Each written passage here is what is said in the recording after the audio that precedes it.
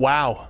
Good afternoon, everybody, and welcome here to Series E Apex Legends and our first show of 2023. Hit the sparklers, all the celebrations. Happy New Year, everybody, and welcome back. It's so exciting to be back here, kicking off a brand new year of Series E, and I'm just excited to be here once again. My name is Yeso, for those of you that don't know me, your host here for Series E week after week, and it's a pleasure to be back. The holiday beard in full effect is going to get to live on at least for a few more days until we have to trim this sucker back. But I had a wonderful holiday. I hope you all did as well, with your family and friends. Hope it was safe and enjoyable, and I hope you are excited to get back into the swing of things, because it's right back here to business on January 4th. It's Apex Legends here tonight. We got Pro Night ahead of us with a ton of incredible Apex talent coming here to compete, and of course we finish out the rest of the week with even more fun. We've got Guilty Gear Strive tomorrow night, ton of talented players there coming back, and then of course Multiverses, our inaugural season of Series E Multiverses, returns for action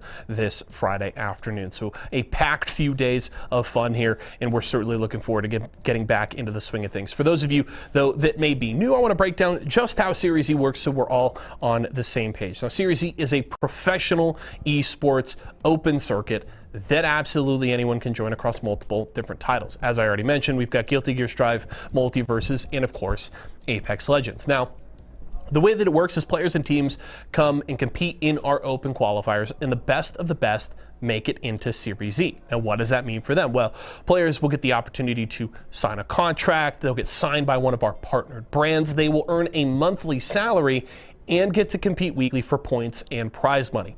In Apex Legends, of course, it's every Wednesday night against some of the best pros from all across North America. So if you and your friends want to find out how to get involved, need more information, whatever, head over to esportsarena.com today. It's got you covered. You can answer all your questions right over there. Now, of course, as we turn our attention to tonight's competition, of course, a lot of teams looking forward to LAN, the first split here of year 3 of the ALGS. Finished up right at the start of our holiday break. We found out who was going to be representing all the different regions on LAN. And of course, if you may remember, Team Esports Arena won the regional finals for Apex Legends here in North America with one of the most dominant match point performances we have ever seen this year so far, only topped by Moist Esports there in APAC South. But it was a 5-game absolute demolishing of the lobby, and Team Esports Arena heads to LAN in London very, very soon. We're very proud of them and excited to see them perform. But of course, our teams here, our Series E partnered squads, looking to make an impression themselves, looking to start preparing for the next split, as a lot of that talent, of course, not going to LAN, trying to push their way into Pro League. And of course, Series E is a big opportunity not only to earn that cash, but to continue to grind your teeth and work on improving against some of the best talent in North America. And we're looking forward to seeing those teams compete with some of those talented players and talented pros. So we're looking forward to that here tonight. My good friends Vicky Kitty and T Squared will be bringing you all the action here tonight, and they are ready and raring to go. And I'll be here to break things down in between, check out some highlights and more. But let's not waste any further time, folks. It's the first broadcast of 2023. Let's get into it.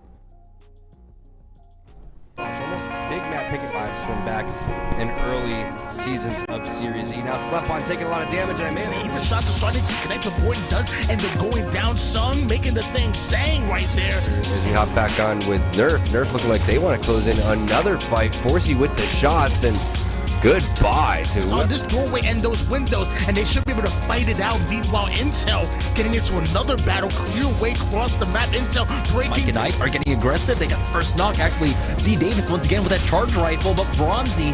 No, Eccentric from above as well. So you see what Eccentric's up to. They're making the flank on down below to P1. Play down coming through. Now it's a 2-on-2 situation. Maybe a 2-on-1. It is a 2-on-1.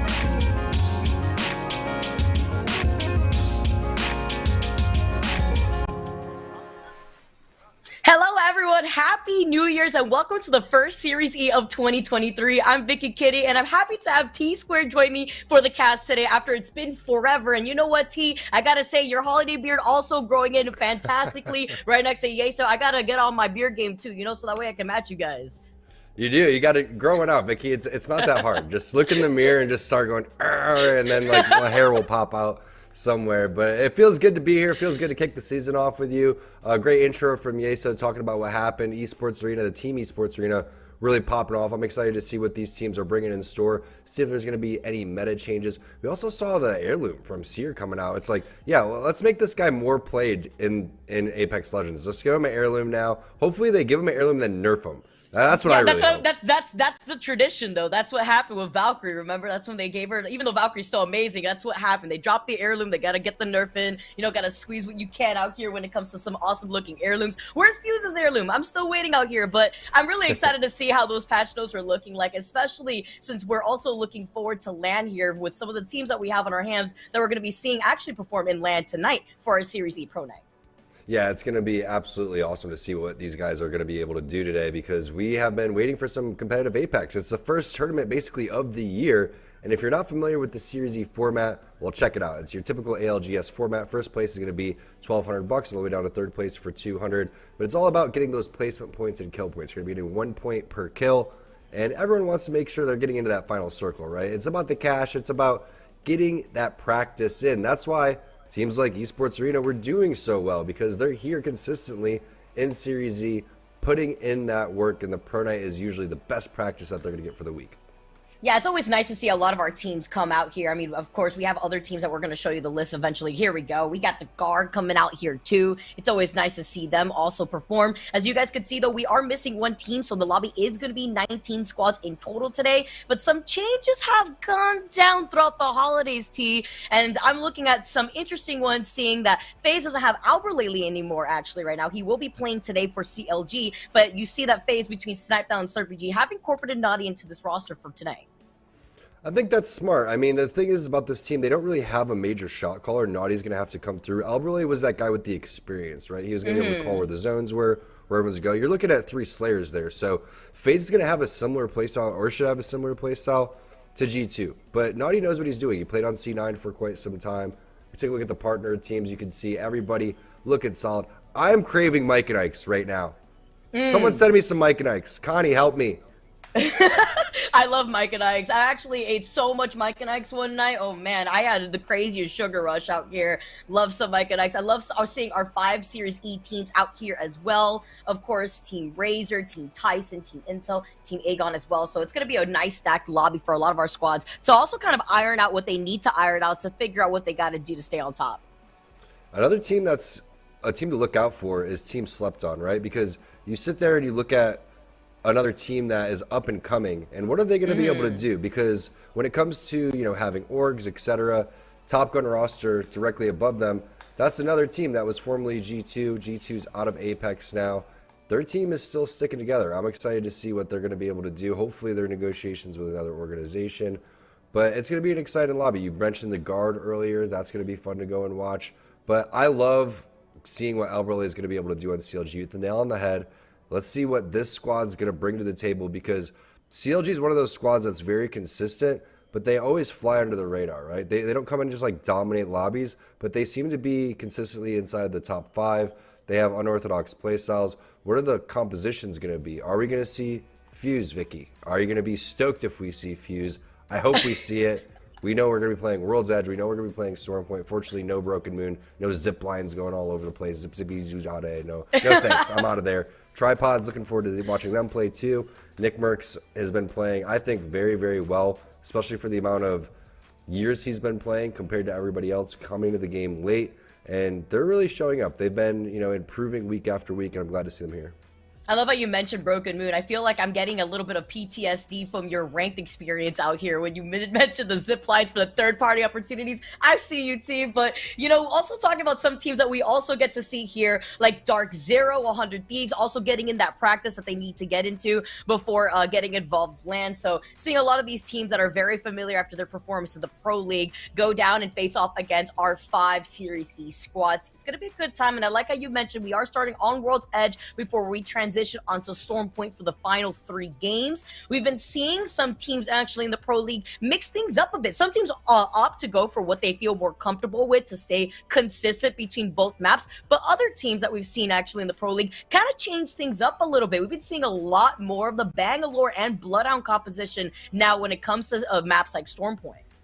Yeah, Bangalore has been very popular, especially in other regions. So it's interesting to see a legend that hasn't gotten any tweaks, nerfs, buffs, nothing. It's just, okay, this legend's been around since the beginning of Apex. Let's start playing her. It's really weird how that ends up working out. It's like people didn't know how to play Bangalore before, then all of a sudden it's like, oh, this legend's really good. Personally, I think that there's stronger compositions that you can bring to the table. I still think that that Valkyrie Seer Horizon comp is just so OP. When you look at what Seer's going to be able to do, it's almost impossible to not want to have him on your team. Playing him, kind of boring. Resident Sleeper for me. I'm not scanning everywhere with my controller. Leave that to the mouse and keyboard players. They're cracked at it, all right? It takes me so long to look around, especially because everyone's playing on 4-3, and we know that. But I like the mystery sub. Who's the mystery sub on DZ? Is it their coach? Is it PvP coming in as the mystery sub?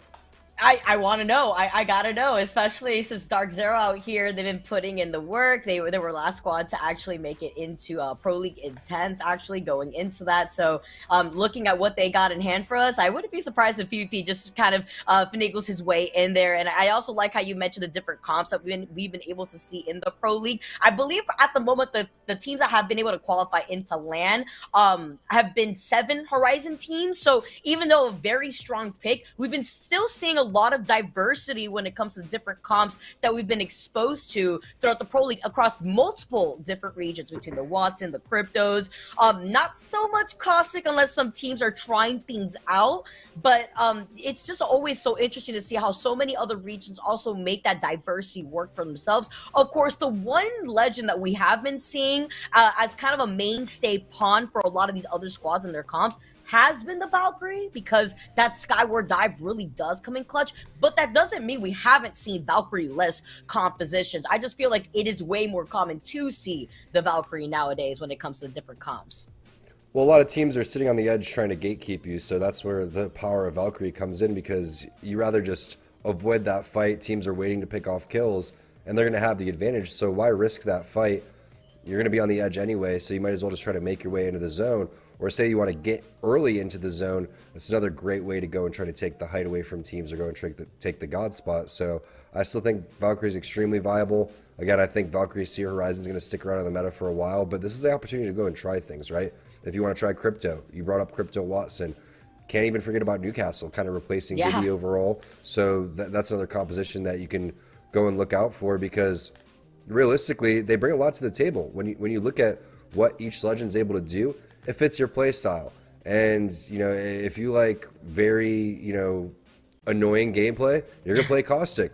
All right? If you want to play really aggressive and fly in the air like MJ from Mike and Ike, you're going to play Horizon. So it really just depends on what your style is going to be. We know that G2 is going to play a very aggressive Horizon. Chaotix Nasty on it. He's going to have the R301 with the 2X or the 2-4 almost every single time. They're going to be playing the edge. It's just a matter of what are these new rosters' play styles going to be.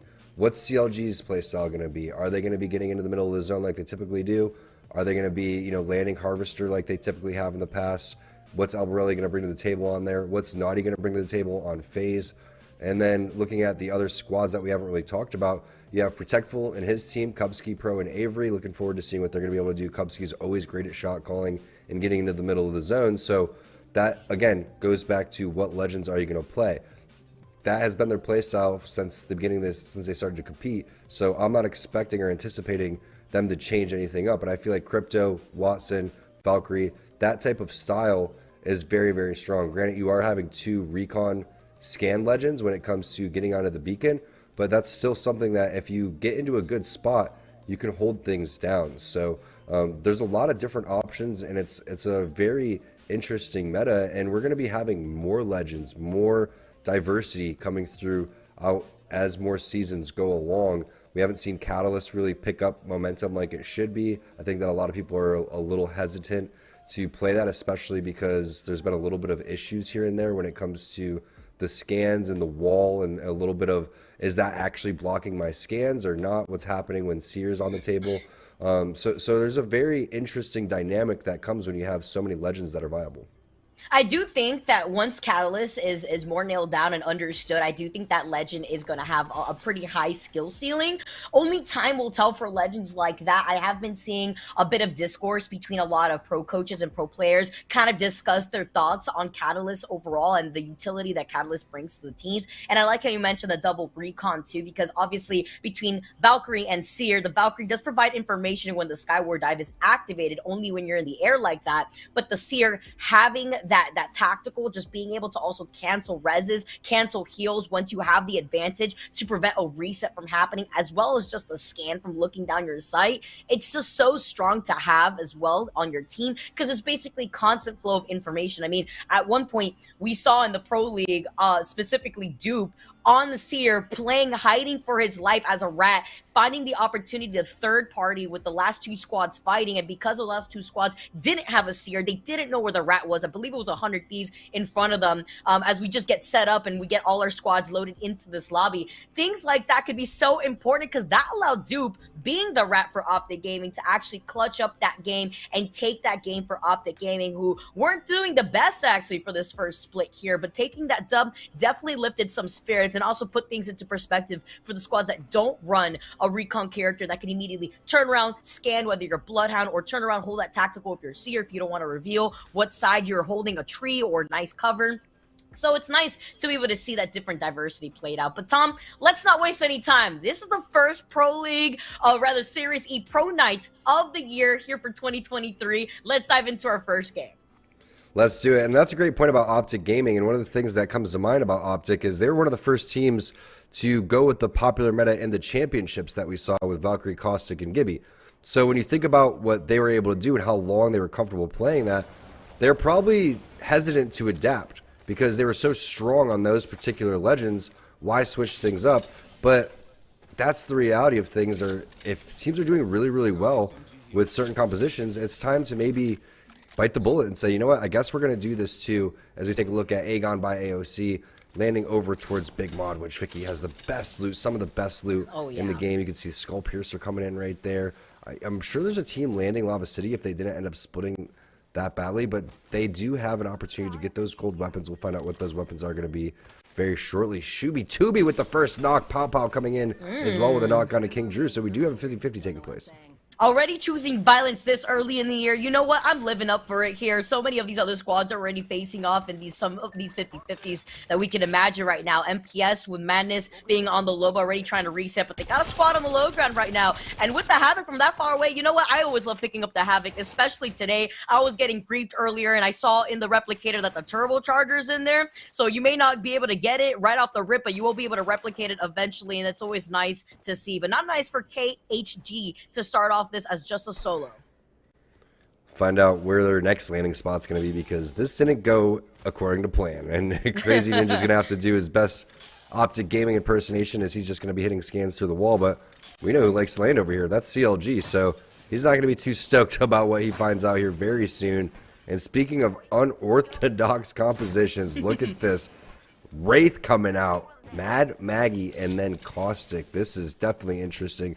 No scans coming through in terms of hitting the beacons, but you do have a lot of chase potential. You also have a lot of setup potential with Caustic, and a couple of get out of jail free cards, right? You're going to have the Maggie Wrecking Ball going through. You're going to have the Wraith Portal that you could potentially use, but CLG may be lined up for a free kill if they can find it. Fortunately, they're too busy crafting. Maybe a turbocharger for you. Yeah, right? Maybe we'll have to see. I mean, I don't see it right now in Mamba's loadout to work with the Havoc or Devo, but gotta give a shout out to Alb's tag right here. Olympus Enjora. I myself am a big Olympus Enjora, and with the Warden herself, the Mad Maggie pick, I like how you pointed out how unorthodox comp has been, but sometimes we have been seeing the Mad Maggie used up a little bit in the Pro League, especially looking at EU too, so it's been very interesting to see how that's been able to work out for some of these squads. As we take a look at where the circle is going to be pulling, we got ourselves a northern circle, and that's going to be cool because we see sometimes that circle pull towards those outside houses on the outskirts of Climatizer to the south of where you see the guard actually flying right through, trying to pass through Epicenter. But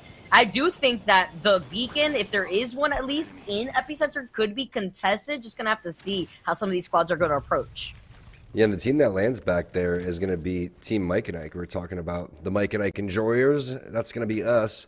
But I love to see how teams that have the home court advantage end up playing this one. It's going to be a very up-close and personal composition coming in for Psycho. He's got the R9, not really going to be able to hit shots.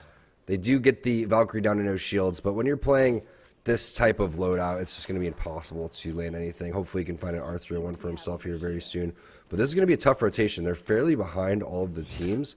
They're just going to have to loot up, probably play the edge over here, and maybe hope for some kills for teams that try to rotate over towards Overlook. But there was a lot of teams rotating over towards the Climatizer side already. One of the fastest teams that we saw was Protectful and Kubski's team. I believe they were landing Geyser. They were already out of there. Aegon by AOC was out of there after landing over towards Big Mod, and this is the team we were talking about. They're already making the rotation. Unfortunately, they didn't see the minimap like we did. There are a lot of squads in the area. Nice little area for Kubski to go and hide, and let's see if he can just get his shields back temporarily. Someone needs to start laying down some shots. It's going to be DZ on the other end of the building. And we still see it as mystery sub. They're trying to get into a nice position to stop Protect Kubski from getting protected at the same time. Cub goes down here over to the side. Dark Zero now trying to give the suppressed fire. Jen needs to watch out to his back, though. Overextending just a little bit. Here comes the guard. We just saw them take the skyward dive, and they made the rotation outside of Epi. They're not going to be too stoked to find out they have a crypto of their own coming through. A bank shot off of the wall. Kobe coming in, but we'll see if they can get the knocks that they need to clean up DZ. This is two great teams going at it inside a priority building, and they make that one look easy. Kubski kind of baiting out DZ right there, and you can see how desperate he wanted to get back inside of that building. Great job from the guard being on top of it, and that's going to be the domino effect that you see in Apex Legends. You also have another fight taking place with 100 Thieves and Mike and Ike. MJ, MVP from the previous season of Series E, is going to pick up some big kills there. He does need to heal, but you can see how fast they were able to drop down onto 100 Thieves. And we've seen teams play that lower area. It's trash. You never want to be down there. Yeah, and two of our invited squads are already the first out of the lobby here, too. That's 100 Thieves out here. Dark Zero out as well. And that also just shows how volatile the start of this game has been for so many of these other players that want to station themselves not only underneath this beacon, but to also deny this space from other squads, especially the squads like the Guard, who are rocking the crypto. That squad that's right in front of them, because with the beacon actually right on top of Mike and I currently, you know that that beacon is going to be contested by these squads that could scan the beacon with the drone without having to overextend themselves and take that information so that way they can plan their next move. And that fight that was taking place between Guard and DZ just replayed on the stream because we have a little bit of delay to protect the competitive integrity. And wow, Keon flew in there on that Watson, just running past Arc Stars, putting in some serious damage. That's two really good back-to-back fights that we just witnessed. One of them from the team on your screen. Mike and I can take a look at the overhead map coming through. Great job from production pulling that one up. Look at Crazy Ninja, Vicky. He's kind of made his way. Look at that. He is a crazy ninja. This guy maybe even likes Halo. 117 coming in the name. Nick Merckx and his squad may be able to scout them out, but that's not within seer distance. And he may be able to milk some points here. Nice job from our boy Crazy Ninja. I could see Tripods rotating from the south and avoiding Crazy Ninja here, counting his blessings. But you know what? That's what we like to see, a rat play going in. The Exterminator has not been called in yet as we tune into MPS. They see the squad that's actually right in front of them. Maybe could be that squad that we saw earlier exiting out of Overlook here as MPS are now trying to rotate around them. I don't know if that tree like ate some of those shots, but those look better than the amount of damage that we got coming out from Madness. Newcastle Wall is going to go down. CLG kind of in the middle of the open right here. Their composition isn't built for this. They cannot stay up here like this. You can see a lot of different angles where they're getting shot at. Nano feels like he's safe right there, but Vicky, there's absolutely no cover over here, and everyone's going to have to basically be covering a handful of different spots. That's the problem with this hill. Look at the amount of area that you have to stay focused on. At a certain point, you just say, yes, let's send it on this team shooting us because I'm tired of it. And we got an aggressive composition, so let's just move forward. Alright, gotta show off the EVA 8 skin real quick out here. It's gonna be Everlily who's trying to make the initiation, but he can't fully send it in yet because both Nano and Mamba took a lot of damage traversing through that open ground. The Wrecking Ball was conserved, so they could have used it to close in the gap, but now they're gonna fully push into Everlily. He gets aimed from outside the building and no suppressed fire, which allows MPS to have the number advantage now in their favor, and they're gonna finish him off. They know that nobody could shoot them thanks to the Newcastle Wall. And they don't even have a seer. They just sniffed him out. Yep. Mickey maybe just needs to pop on some deodorant or something like that because they definitely found out where he was immediately. Most likely they just saw him walk up to the building, but unfortunate there for Albrelli and CLG. I'm just not a big fan of the composition. I know it's a random, situation here in game 1, and there's plenty of games left. They'll probably win game 2 and make me eat my words with the same exact composition, but I just don't see it. I personally don't see it. I feel like it's a random arena squad. Yeah, at least, especially actually just thinking about it, even Stormpoint wise, it still wouldn't do them justice just because of the fact that Stormpoint has so much of that open area, open ground in general, which is why I've been seeing so much of the Bangalore. But then that's where the Wrecking Ball comes into place. You could at least utilize that to close in the space. And at this point, it could be very risky with so many squads that like to play on the edge of circle or that are in the middle of rotating slowly. Trying to push into that fight and then not expecting to get third party would be crazy at this point here too. So it's just unfortunate timing to try to push in that moment, as Slepton is actually another one of the teams that are on the outskirts of this circle. They're by no name currently, just trying to rotate on the outside of Overlook. Here comes the chopper. Mickey, I know you're a big fan of the blicky and the and the chopper, so we'll see what they're going to be able to do with this Spitfire. Massive in the back pocket. Looks like my Massive coming in from Psycho. Absolutely 0 damage as Snipetown's going to punish that one. One more player remains in phase, getting eliminated by Slepton, but the damage has been done. Aegon by AOC going to move up, cancel the res coming through, and now they are on the hunt. I know we all feel those hot 11 sometimes after we get shot by the Mastiff. We take one more down with us. The Aegon now trying to just completely filter out all the rest of these squads. Any last stragglers that are trying to play on the outside of that circle. All the KP, all the free loot, and a nice gold R99 for them to work with, as well as that red evil shield that you're going to be able to heal up with that shield back. Yeah, nice job getting the red armor, too. I don't know if he actually worked for that one or if he took that one off of the box, but yeah, 285, that's not your armor. Orioles with passion. We know that you grabbed that from somebody else, but either way, one more team knockout, and we're going to be moving into the placement points. Our boy Crazy Ninja 117 is probably still alive, milking the points for as much as possible as Shubi continues to light up the kill feed. It's the second knock that we've seen him get.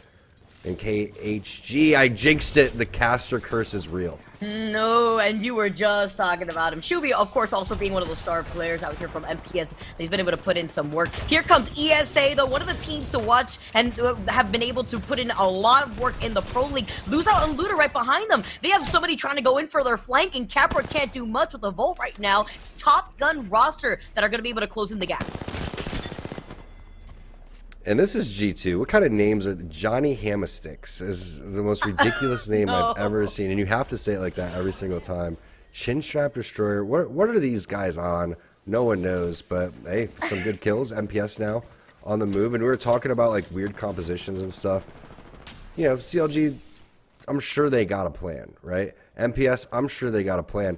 And I'm all about it, man. I want to see the weirdest stuff. Like the most random legend roulette composition that you can come up with. I'm all about it because it makes things interesting.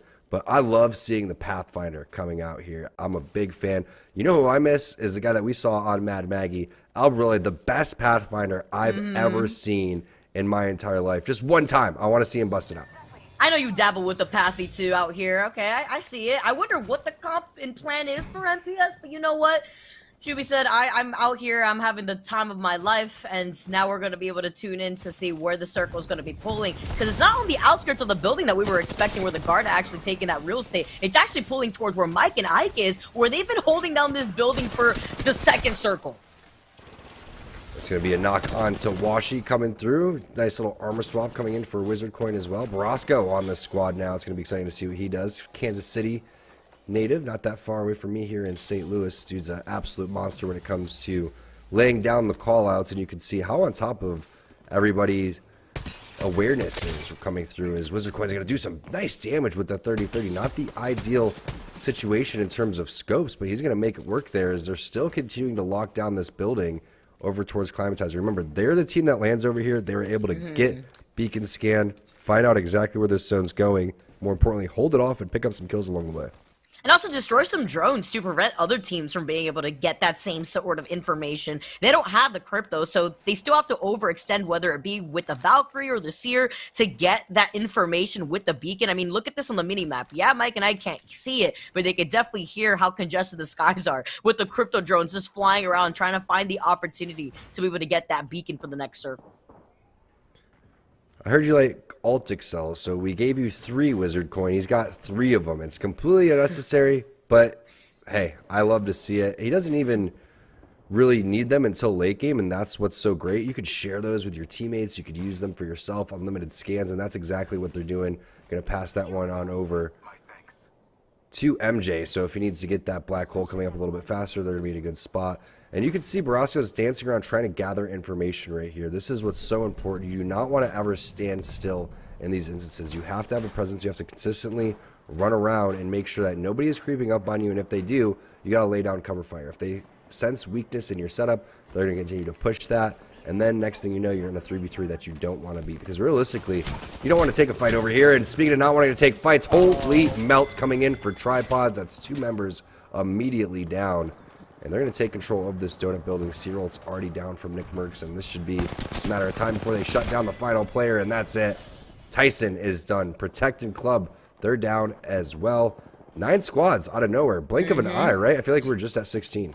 Yeah, Team Tyson literally landed on tripods, and it was like a silver platter coming in late for Noche Buena here on Christmas Eve, and they ate that entirely up. Mike and Ike in some trouble here, too, with Wizard Coin just trying to run away. The young legend, only 17 years old, just trying to stay alive for the rest of the team. It's Top Gun roster. Like you said before, what kind of names is that? You get a Beamage with a car from far away, and they finish up Team Mike and Ike. 8 squads now left in this lobby.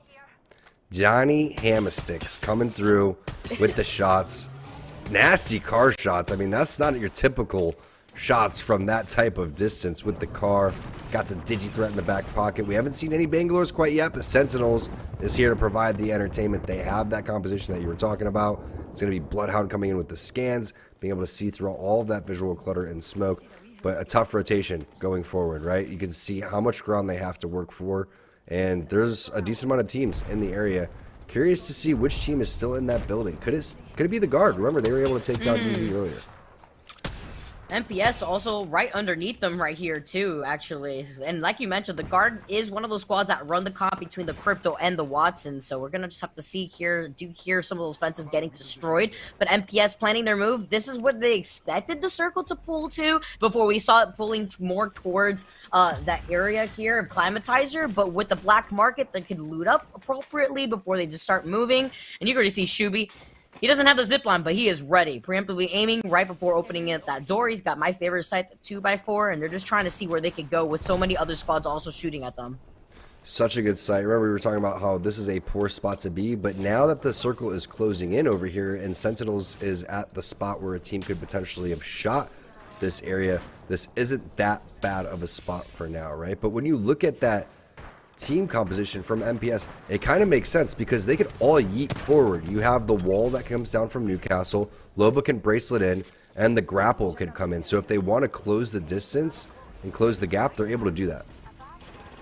Yeets the grenade, trying to get it through the fence line. He hits 2. 50 and 90 something I saw right there. Throws out the arc star. You see the black hole coming in. They can't fully push on this because then their backs will be revealed to the squad that actually has a high ground right behind them. So they're just trying to play this passive aggressively while the circle pressures out that squad from revealing themselves.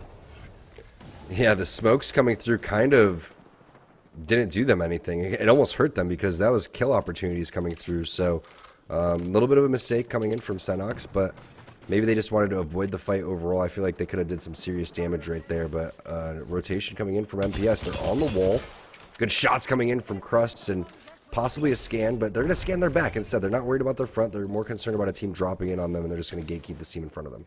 I like this too because also the Beast of the Hunt hasn't been activated just yet. You see Crust has it ready just in case. You'll be able to get more scans quicker, and with that squad playing on the outside of the fence, they already know where that squad has their limitations to rotate through. It's all about that information from the squads that are sharing this building right now, and with the circle pulling away from this building, it's going to look like a bloodbath real soon with our remaining 8 squads.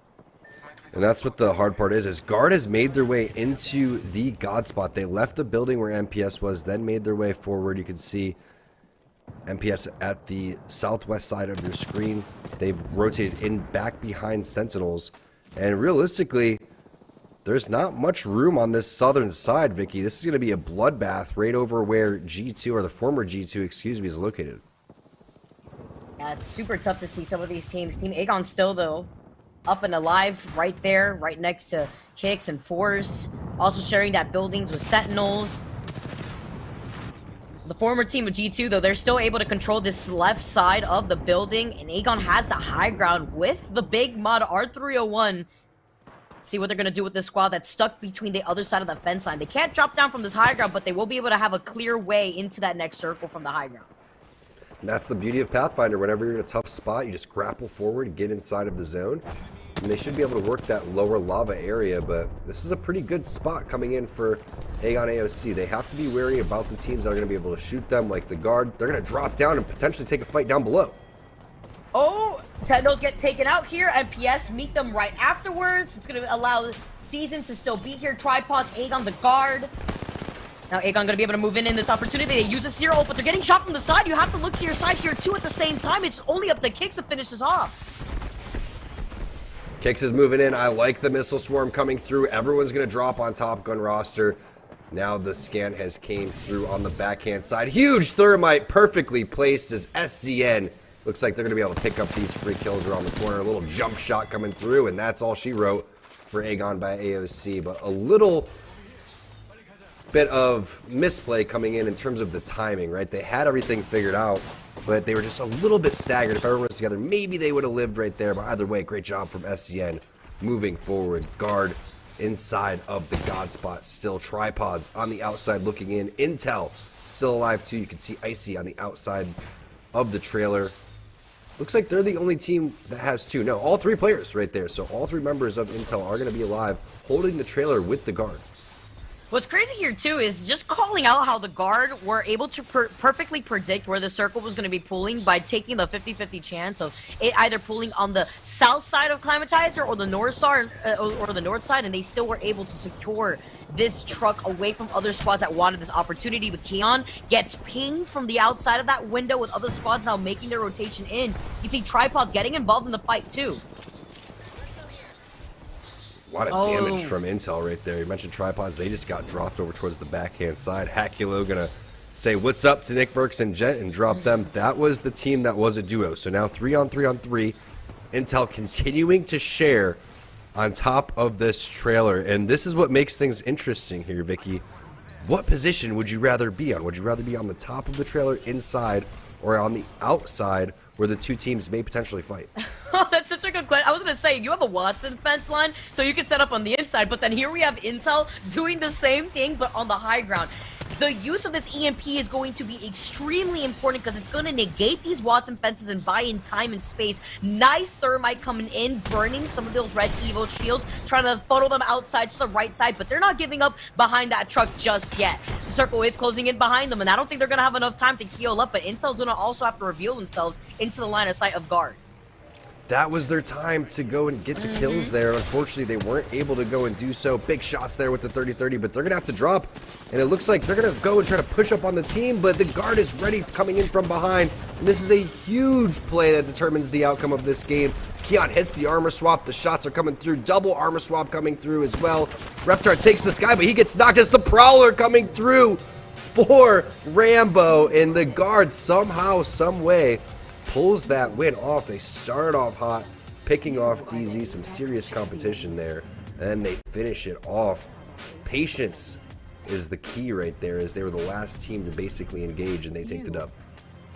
And that also shows you how their positioning on the inside of that truck actually benefited them from taking their time to slowly inch their way into that next circle. You had Intel unfortunately force their way on the outside of that that truck, and they put themselves right into the open arms of the guard there. So great patience being displayed by the guard. Like you mentioned, I would have liked to see them at least fight for a second if possible, where they could secure KP, because either way they would have still had to go into the guard's line of sight, but at least they would have gone down securing the KP from the team like SZN that had to hide behind that truck. And that's, again, a comp difference, right? Because you look at the great grenades that were being placed behind the truck, but imagine if you were able to take to the sky on Horizon and then take that team down and push on over towards the truck. Granted, that composition got you to that point, and there's a handful, again, of different legends that you could play, and it's all hindsight, right? But that's just a tough spot to be in because Intel was playing that so darn well. All of the grenades were looking good, the thermites, the arc stars, the missile barrage, everything was really landing, but no knocks on the opposite side.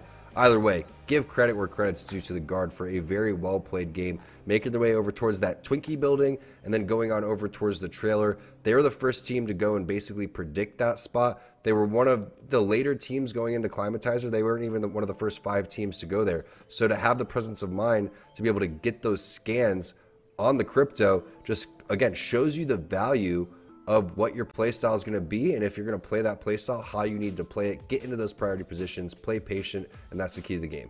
Yeah, and playing for End Circle too, absolutely huge. And with the game win on top of the 8 KP that they were able to secure, Rambo was going pretty crazy out there. He broke over 1,000 damage, so the confidence is definitely on their side. I'm excited to see how that momentum is going to carry into game number 2. Yeah, I always picture Rambo playing like that Nick Cage, like Air Force One meme, and just like his hair's like blowing every single, like in the backhand side. With his long hair, like majestic. Yeah, with his long hair, just like super majestic. He's like flying at you with the prowler, and his hair is just blowing in the background. But, you know, Rambo's been one of the biggest slayers that we have for quite some time now this year, and there's a reason why he was #1 pred. There's a reason why this team has been doing so well. I feel like their confidence is absolutely soaring. But that was game number 1. We still have 5 more games remaining. We're going to toss this one to Yeso so we can break down game number 1.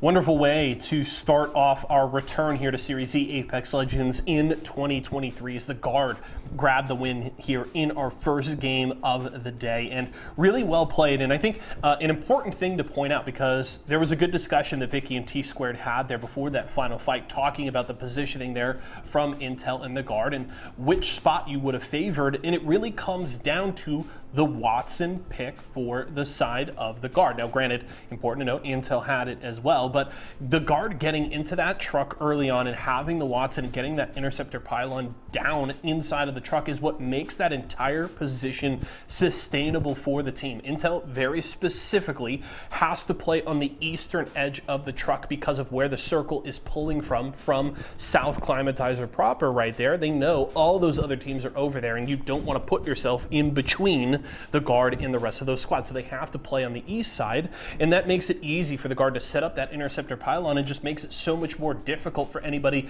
to pry them out of position, because ultimately if you're Intel, you'd like to get them out and take that position for yourself. But when they're able to set down so many Wattson fences, they have the interceptor pylon down because, of course, grenades are the best way to pull teams out of those positions. You have really so few tools available to yourself to try and get them out of there. And the Guard can just stall and play for time and wait for those other teams to rotate into the circle from Climatizer. And that's exactly what happened. And Intel did what they had to do. They could take the top side of the truck.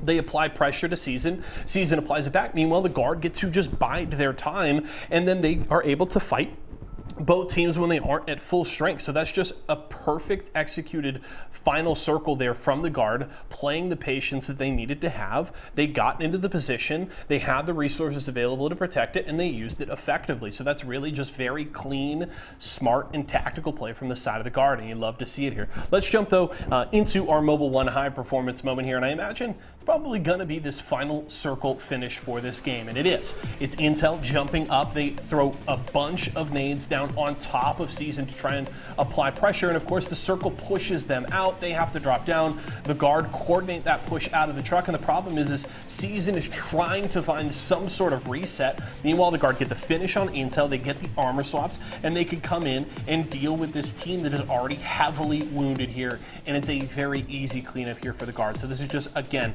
exactly what the Guard needed to do. They know that Season and Intel are going to duke it out because those sight lanes will be available. They just bide their time, wait as long as possible, attack as soon as these teams are at their weakest, and they could clean them up, and they did exactly that. So just cleanly executed, smart play here in the end of this game, and it earns the Guard a win. And of course, a team that has been one of the best in North America all year long, of course, carrying the momentum from Rambo's big performance on LAN and Champs back in the summer of 2022. They've come in and continued that run. And as T-Squared mentioned, Rambo has been one of the best slayers in North America this year, keeping it rolling here into the start of tonight's competition. You're definitely going to have to keep an eye on the Guard as the night continues. Jumping into, though, our Mobile One leaderboard, no surprise to see the Guard up at the top with that 20-point performance. I'm not sure if they had 12. I thought they had 12 KP, so that number might not be entirely correct. We'll check on that for you folks.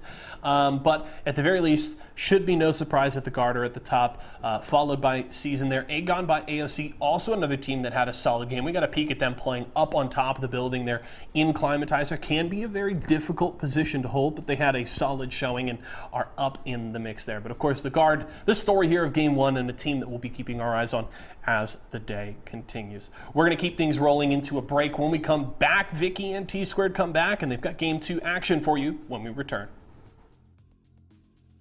What am I to do with this?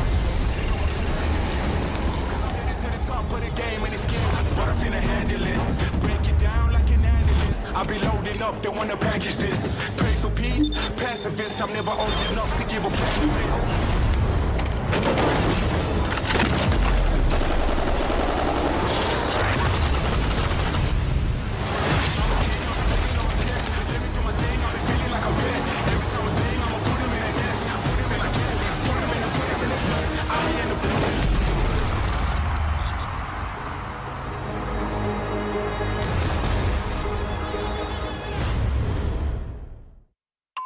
Tyson boneless buffalo bites have that tasty kick of flavor, so they're perfect for any get-together. If there are any left when your guests arrive. Tyson Anytizers Chicken. More kicks of flavor, more smiling snackers, more to love. Tyson. Welcome back, everyone. Thank you so much for the breakdown, Yesu. And game number 1 already starting off pretty hot. We saw some early action going down for that first game on World's Edge, but it was the Guard who had a really good prediction on where that circle was going to be pulling and playing very heavily into their team comp between the Watson and the Crypto. Yeah, I'm not sure what the acronym is for their team, but it's like HFTG. You guys can figure that one out yourself. I'm not going to talk about it here on the broadcast, but their team is nasty, and you saw what they were able to do to DZ. Jen Burton extended just a little bit. He's trying to fly back on that Valkyrie. Rambo hits him with the wingman. They all of a sudden disappear out of the Twinkie building, and next thing you know, they're in the God spot. The only team in the circle as Circle 5 was closing, and they closed it out in that final moment. But those are the moments that you play for, right? And it's really great to see Intel kicking off 2023 inside of that final zone. And there's a lot of new teams here. There's a lot of new rosters. There's going to be a lot of shakeups. There's going to be different legend compositions. We'll see who can remain consistent. That's the key. Can Guard continue to get into those final circles? Where's the next zone going to pull towards? And a team like Mike and Ike started to impress too. Unfortunately, they got lit up out of nowhere. So they need to look at where that went wrong, because that could have been a big snowball game for them. Pulled over towards their home court advantage. They weren't able to walk away with a lot of kills. The former G2 squad walked over and they got Johnny Hammersticks on. So there's a lot of really interesting play in game number 1, and I'm looking forward to game number 2. Yeah, our third, fourth, and fifth squad right now that is in the overall leaderboards between Aegon Bet AOC, Tripods, Top Gun, Roster. Those 3 teams are doing a really good job at not only fighting their way into the building, fighting their way into the circle, but also trying to play as patiently as they could while securing some KP to make it into that final circle. But it's all about that positioning that really is what helped out the Guard, even when it came to the switch up after taking that building from Dark Zero into making the transition into that following truck that was on the north side of Climatizers. So game number 2, are we going to see another Northern Circle on our hands with the Guard really quick on the rotate? I'm wondering here because, of course, sometimes we obviously see the Circle favor a lot of the other squads that like to play either in the middle border part of the map or whether they play more on the southern side. Yeah, what's your favorite end zone inside of World's Edge, Vicky? I'm curious because there's a lot of different options. There's some really fun ones overall. What comes to mind to you? Okay, so I don't know if this is a boring answer, but I really like the final circle that's south of Lava Siphon by the Geyser area because I like to play a lot of Edge specifically, but then sometimes for that final circle is specifically there, you don't know whether it's going to pull more towards the bridge between Big Mod or more towards the south side by the isolated building north of launch site. I don't know, I just think it's a lot of chaos, and Lava Siphon is really where the beef is sometimes when it comes to trying to fight for that beacon or even that top platform. So I I really like that final circle. I'm not a big fan of northern circles on World's Edge because for the longest time, I think it was the first week of the Pro League, we had like 3 climatizer zones for the only 3 games on World's Edge, and I was like, all right, here we go again. Gotta go to climatizer, gotta make our way all the way back to climatizer. So I like to see that circle diversity. I do really enjoy southern circles, though. I can't complain. I really like, watching teams duke it out and get it in over towards that spot towards Lava Siphon. I'm interested in seeing a fragment zone too, though, because it's always really fun to watch just the teams inside of the buildings and then fighting it out over towards fragment. Kind of reminds you of those like really crazy beginning to pubs, but it's pro teams and it's all at the end of the game. So definitely not similar, not a really good comparison, but something about fragment, I just feel like it's just always one of those spots to duke it out and have fun at, and I really enjoy watching the teams fight over there. But that's a really great zone that you mentioned, that Lava Siphon one, because it can house so many teams, and I think that's why I like Skyhook endings, that's why I like fragment zones as well. Like, we also saw some crazy end zones, like that one right outside of Trials gets absolutely nutty. Just watching teams hold that door and like 4 teams are constantly back and forth over there. You have one team that's been sitting high ground the entire time, but eventually they have to drop off. So there's a lot of different layers to that zone as well. I think that thermal station zones are probably the most unforgiving ones because that really back at thermal station zone is just tough, right? If you don't get one of those like 4 buildings, you're absolutely done for. And teams just have to consistently run over there and just yeet their way halfway across thermal station and just get shot going out through the open, and then if they fly anywhere, they're basically just griefing themselves. So a lot of diversity for sure, but we saw a lot of southern zones when World's Edge first came out, and then again you mentioned the Pro League, seeing a lot of northern zones. I hope that we get ones that kind of bounce all over the place. Countdown zones are kind of fun too. Yeah, I don't mind countdown zones too, because then you have the mix of the squads that rotate from Skyhook, Trials, and then the squads that really find a beef when they exit out of the choke point between Landslide and then meet up with the squads exiting out of staging. Usually the south side of those countdown zones is where a lot of the fragging out happens for some of the teams that clean up that KP. I like how you mentioned the north of Trials zone though, by those that kind of like that no-name area where squads that like to hang out on the north side of the train tracks benefit a lot.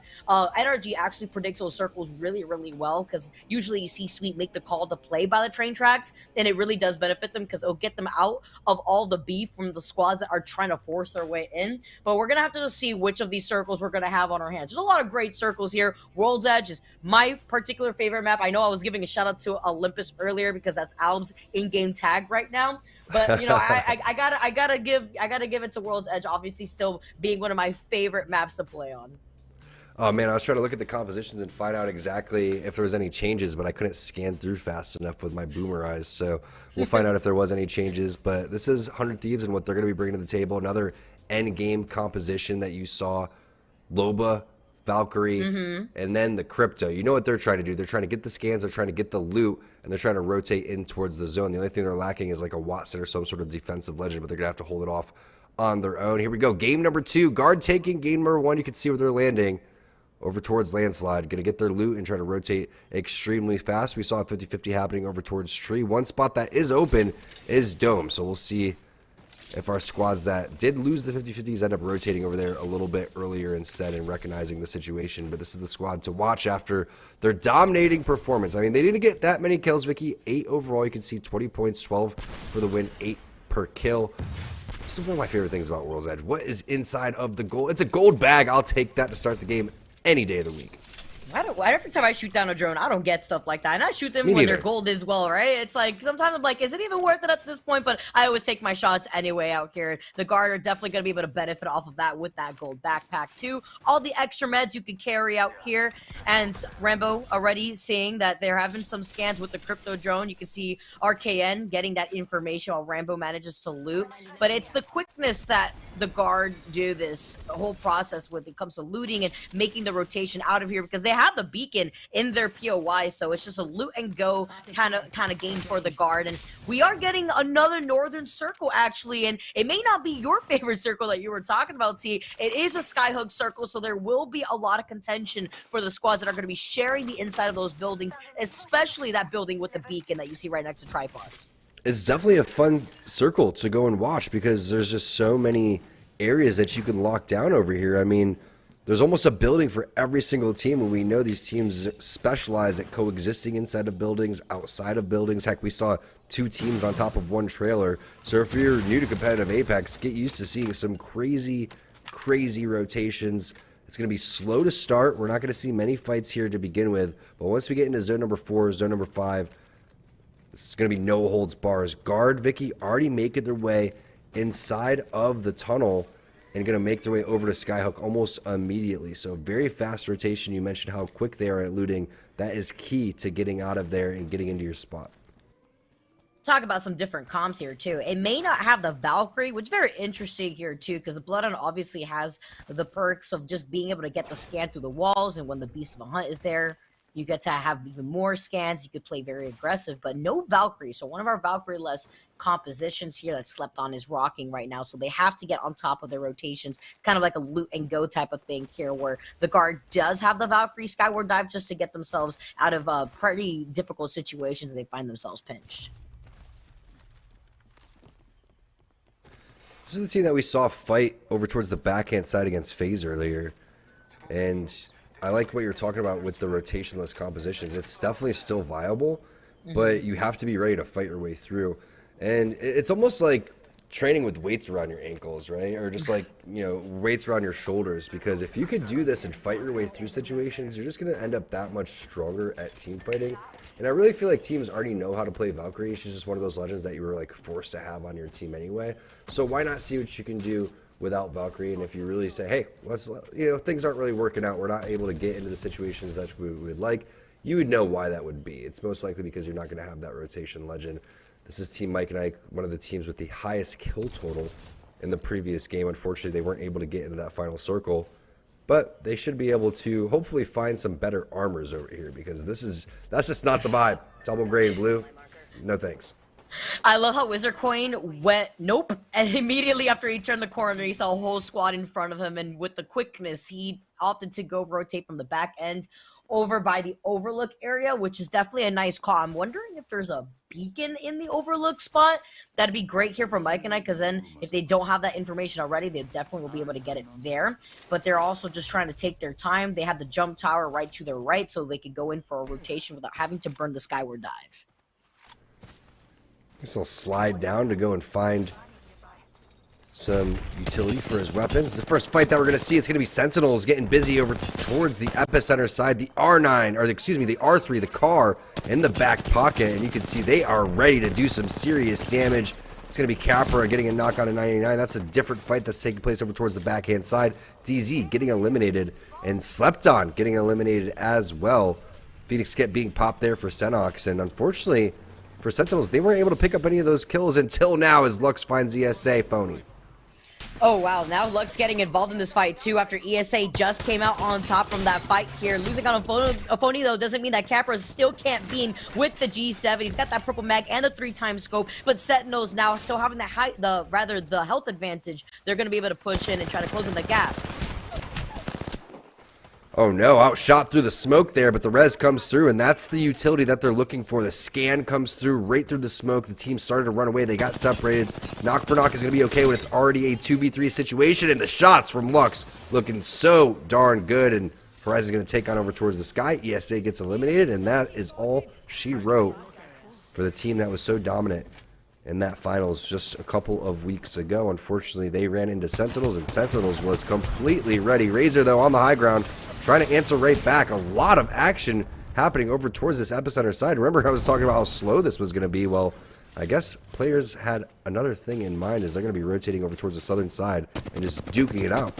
Everybody finding the beef over by the southern climatizer, closer to epicenter area. It's those squads that are exiting out and rotating around Fragment, now trying to figure out a way to get into the north side of Skyhook, because having that position for that final circle is going to be so strong to be on the high ground. So a lot of these squads are just running into each other in the middle of this rotation, playing on the edge of the circle, which has been one of the more common ways of approaching the circle for so many of the other pro league teams as well. So with Razor also taking a page out of that book, they're going to be playing on the outskirts, maybe looking for a Skyward Dive before cutting their losses to see where the other squad could be. Yeah, and that's exactly what it seems they're posturing up for. They're taking their time rotating with the zone. still zone number 1, so they're not going to take major damage as FaZe is trying to figure out what they're going to be able to do.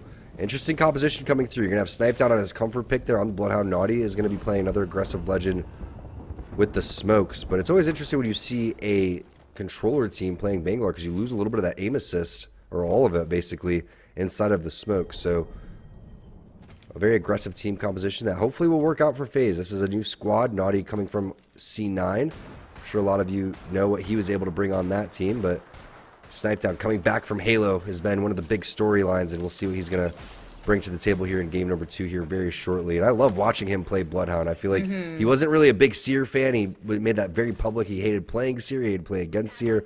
You know how you counter Seer? Well, you can't, but you just play Bloodhound instead. Especially if that's where you feel comfortable with. That goes down to our conversation that we mentioned earlier while we tuned into Top Gun roster, formerly known as G2. See, Design on the Bloodhound himself, I believe, if that is going to be critical KO here, and he's going to try to force his way in. Bloodhound for Bloodhound, scan for scan. It's about leaving your dominance. You won't be able to heal behind that door here as he forces his way outside real quick before taking a step back to reassess the situation. And they got caught off guard. This is the FaZe team that we were just talking about, and they absolutely mopped the Top Gun roster. It's going to be Sniped down, coming with a big beast of the hunt. No hostiles detected over towards the backhand side, and they made that fight look easy, Vicky. They tore that up worse than the way that I tore up the Kahachina for New Year's Eve. That was insane out here. Great taking off angles of positioning that FaZe was able to take right there, essentially trying to sandwich Top Gun roster too. So great quick fight for them while they make their rotation into that next circle. And while we take a look at where the circle is going to be pulling, we look at the amount of teams that have already taken up the inside of these buildings right here. 100 Thieves playing in the middle. I mean, they land on the other side of Skyhook, sharing that Trials area as well. It's going to be Tripods. Nice little sticky out here, though. The Arcstar are going to be able to land, and huge grenades coming in here for Sentinels. And now you're starting to see the teams that want to play aggressive, and it's both the teams with the Bangalores and the Bloodhounds. They're putting in work over towards the building. Washi is the first one to get knocked. Senox unfortunately gets thirsted. That means the rest of the team is going to push out, but there seems to be a third party shooting them over towards this survey side, and if not a third party, just seems like there's 5 teams over here either way, and shots coming in from kicks, not really landing, but Sentinels goes out, and the aggressiveness comes back to bite them, and there is a third party, maybe even a fourth party. Coming in from the outskirts of that climatizer area. That's where all these teams have been rotating from. That's why it's been such high-octane action here. And as the end are now going to try to look for an opportunity to clean up the KP that they need, get any shield swaps that they also need, as well as additional loot. Right here, you see Aculo picking up that big mod R301, one of my favorite weapons with the 2x4 scope. He's going to quickly rotate out. They put in some warning shots in the air for that squad trying to rotate from behind him. But with the circle also closing into their backs, they want to get into position to try to circle keep that team.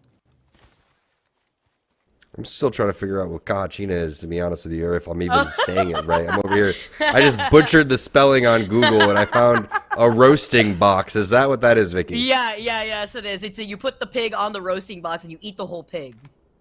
All right, so whenever someone gets served, I'm going to be thinking Kahachina, because they just got served over towards the building. But that was a very impressive fight coming in from FaZe. We have to call that out in the way that they were able to just decimate one of our strongest team fighting squads.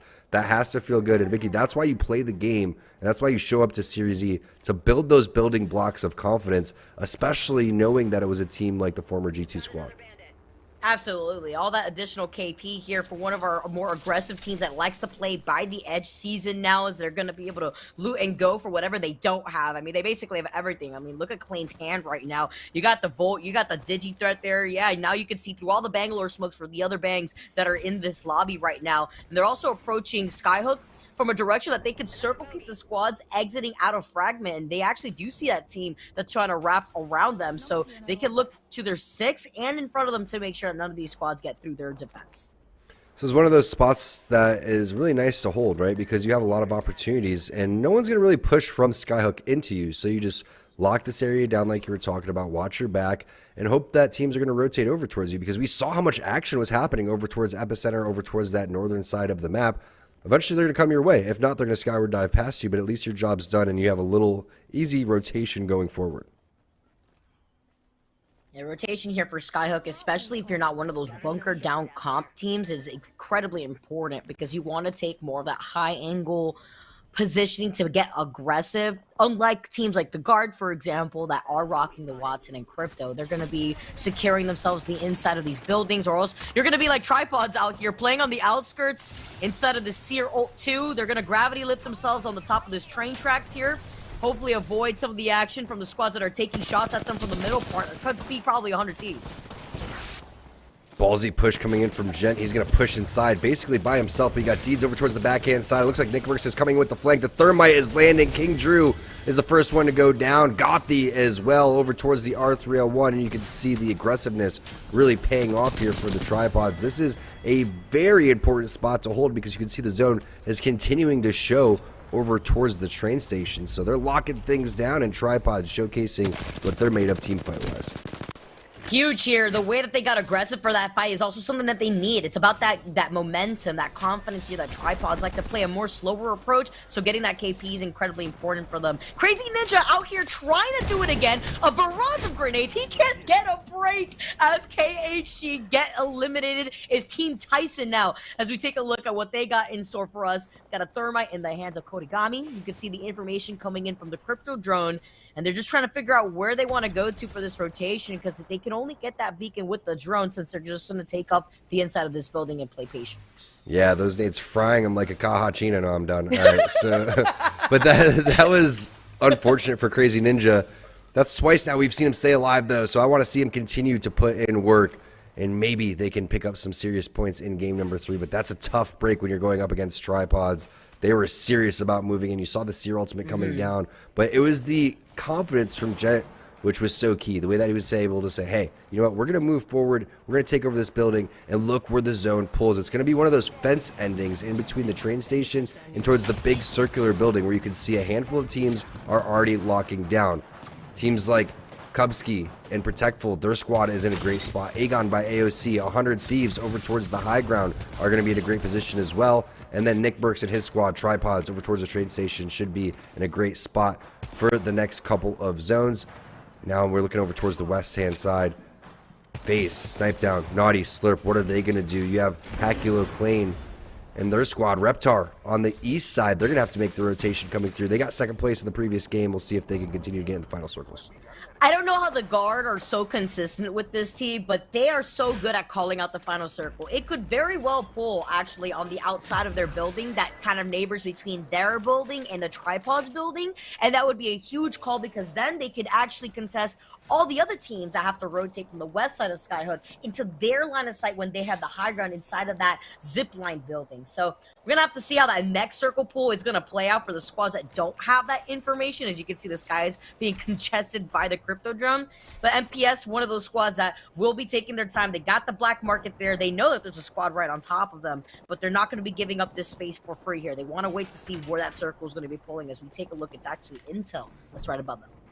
Yeah, and you have options, right? You could throw the Newcastle wall and continue to walk up the stairs, but realistically, you're not looking to take this fight because you know you're going to get third-partied, and both these teams are inside of the zone.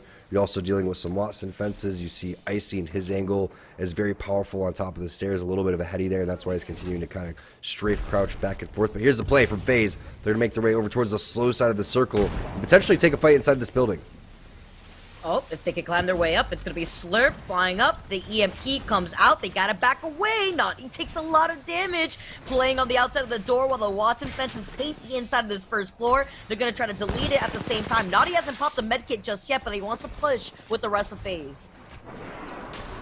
I feel like that they made their way towards the bottom of the building. There's 17 seconds left. There's time to hit a medi, and that's exactly what Naughty does. Great fences coming in from the opposing team. But the time is running out. They can't take this fight without losing at least one member. So they have to either coexist or maybe just play their hand and play for the placement in the kills, because this is a tough situation to be in, Vicky. I mean, you could end up throwing some smokes here and maybe making your way forward, but I don't know how they're going to make it out of here alive.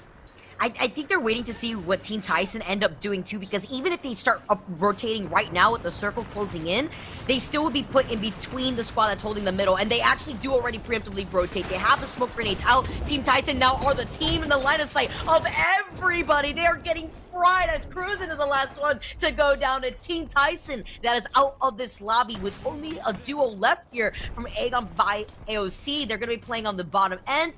SCN also get eliminated, and look who we have here. It's the guard that are still inside this building. They taken up entirely here. Let's not forget it was tripods on the other side of this building here too, so they inch their way forward to make sure that they secure this building. And this is your typical ending over here. It's going to be basically in the fence line again between Train and the big circle building. And Guard understood the assignment. They realized, hey, this building's going to be safe. Let's lock it down. Let's let these teams eliminate each other. You can see there's a couple of teams that are already weak. Aegon by AOC, even though they are in a great spot, still just a duo. A lot of fences and presence over towards the bottom-hand side. But they have to be careful. They cannot show that they're just a duo. Otherwise, teams are going to go and push that. But with rotation from FaZe, they're really impressing us here in game number 2. Yeah, I really like how aggressive they've been able to get to. And I do think it goes down to what you were mentioning before. You know, Snipedown had tried to see her at one point, didn't really like it, has gone back to the Bloodhound, and they're playing a lot more confidently, less patiently, which I don't even think fits their individual player playstyle. So it just works better into their strengths. See how they do with 9 squads left in this lobby. CLG not having the funnest time. Alb having to pop the shield out of point. The Arcs are hiding behind the Caustic Barrels. They got to take this fight from underneath, and here comes the Wrecking Ball. Make way for the Warden. And I don't think they realize this is a duo on the opposite side. Missile Swarm coming in on to Icy. Unfortunate for Team Intel. We'll see if they can get him back up and hit the res. But the rotation has to come in here very soon. And they've used their portal. There's only 13 seconds left to make that 10 on this zone closing. And they don't have a Valkyrie, as you can see. So there's going to be a little bit of utilization of the right side of the building coming through. Guard now making their way over potentially towards the high ground. And they're going to coexist in this building here, Vicky. It's going to be another situation. Oh, they caught the Watson on the stairs. Oh, Intel was not ready. They heard the guard, but they weren't ready for them on the stairwell, and Intel get eliminated just like that. Guard now taking control over that zipline building. Need to move forward. The circle closing in behind their backs as tripods are involved in this fight, trying to clean up what was left of this last player. They need the KP. It's FaZe that they met up with. Deeds gets a shield swap, but he loses 2 of his teammates at the same time. He's pinched between 2 teams. Nice fight from Tripods, but it's going to end up costing them their lives here very shortly. As you can see, one player already thirsted. That's the second player going down. That's Nick Mercs getting eliminated, and MPS is going to take advantage of all of these death boxes directly in front of him. We called the fence ending, and that's exactly what it is. Guard's still alive over towards the side. 100 Thieves still has a little bit of this high ground to go and work with for the next 50 seconds and potentially picking up some big kills, and they do find at least one player. Not able to find the kill point, though, is Kubsky going to take that one away. Tripods going out in 7th place. But look at your team still alive. MPS, 100 Thieves, Guard over there. Probably Aegon by AOC could still be alive. Not quite sure what's up with CLG if they rotated over towards the bottom-hand side of the building as well. It's just Kicks on his lonesome. So tough situation for them as they're going to be ratting it out. And I believe he's the only rat in the game. Yeah, 100 Thieves also pressuring LD. It's the last member of Tripods. Unfortunate there, but great for CLG to share some of this space on the under part, right next to Protect Cub, who are going to be playing on the lower end, right below 100 Thieves. The Guard in a better position as Covington also reveals that he's got the white Evo shield, having to play right through that Mad Maggie tactical, which, by the way, does so much damage. I low-key thought he was gonna die. I had my jaw was dropped the entire time. I thought he was done for. That was a great Q coming in from Albrully, because not only that, it was taking down the Gen along the way. 100 Thieves taking some damage. It's gonna be Avex coming in from Gears of War Pro towards the backhand side. Great shots onto the drone there. Gonna drop it before the EMP goes off. CLG still alive over towards the backhand side, and oh, big kill coming in for 100 Thieves, the convicted criminal. I believe that's going to be Vaxon. Aegon by AOC going out. Kubsky and his squad going out. MPS still in a great position over here. And you know what? Guard's been on the backhand side the entire time, but they've lost out on Rambo, and now it's looking like this could be all MPS. CLG still alive. It's going to be CLG versus MPS, and I believe one member of Guard's still there on the backhand side of Skyhook, just trying to milk his life for as much as possible. It's RKN. He's not able to do it. The full-on 3v3, Vicky. It looks like MPS has this one easily in the bag, and they take game number 2. MPS coming out on top with a great rotation through the back end too, preventing the Guard from also being able to have a nice carefree rotation without getting pressured on both angles. MPS, though, coming out on top is always something nice to see with the squad as consistent as that. They started off picking up the first kills in game number 1. They end game number 2 on a high note as well. A lot of different layers to their strategy that ended up paying off for them, but the timing was key throughout all of that. And you're seeing the key. Listen, you can shoot as good as you want, but you're going to notice the pro players, and what the difference makes in these type of lobbies is the timing, the patience, and the positioning. I'm sure there's a lot more that comes into the factor. Communication. You obviously have to hit your shots. If you don't hit your shots, you're not going to win the game. But what an impressive game there from Shubi, Tubi, Madness, and Pau. And I'm beginning to think they were not feeling the Pathfinder, Vicky. They hop off Path, and unfortunately, for all the Path fans, they win the game once they switch. And with 6KP to their name, too, and I love how you highlighted the timing to their rotation, because we saw them actually rotate from the back end of where Tripods got pressured by 100 Thieves on the high ground, and with that timing and with the Newcastle comp, they were able to not only secure some extra loot off of the death boxes from Tripods, but they also were able to prevent themselves from getting pinched from rotating in that angle. So that patience also paying off for a team like MPS to win game number 2 after they rotated out on the outside of the train station. Oh, I got a lot taller. Let me come down a little bit. Nice flex, all right? I just grew, all right? I just grew out of nowhere. I was actually trying to fix my posture, and then I realized, whoa, I'm taking over the entire screen. All right, back to what we were talking about, which has been incredible Apex the entire time. I loved that Skyhook zone. We were talking about our favorite zones, Vicky, before that started, and you could see why these zones like Fragment, Lava Siphon, like one of your favorites, Skyhook, are so darn exciting. All of the teams are alive. We did have a lot of fighting in the early game, and a lot of that was like Sentinels getting aggressive, FaZe getting aggressive, but you're starting to see what everyone's play style is, and it's starting to shine. You're starting to see compositions. You're starting to see teams like FaZe grow and get some confidence going forward, like their fight against Team Top Guns, and I'm looking forward to seeing what Crazy Ninja's up to in game number 3. Let's see if we can get that guy some points. Yeah, the last straggler we've seen twice right now for game 1 and game 2, especially when it comes to trying to clutch out different sort of rotations that he is forced to pull. But I like how you mentioned the final circles for a lot of these teams too. We saw a lot of action go down by Epicenter from the squads that had to rotate from the east side of the map. But then you also saw squads. I highlighted them before. I don't know if I cursed them, but I highlighted how the guard is so good at predicting where these final circles were. It completely didn't pull where they predicted, and it didn't pull towards per where Tripods thought it was going to be pulling. It actually ended up pulling more towards the northwestern side of Skyhook. So I'm going to throw it over to Yeso to get his thoughts there for that final circle before we dive into our final map, or rather final game on World's Edge.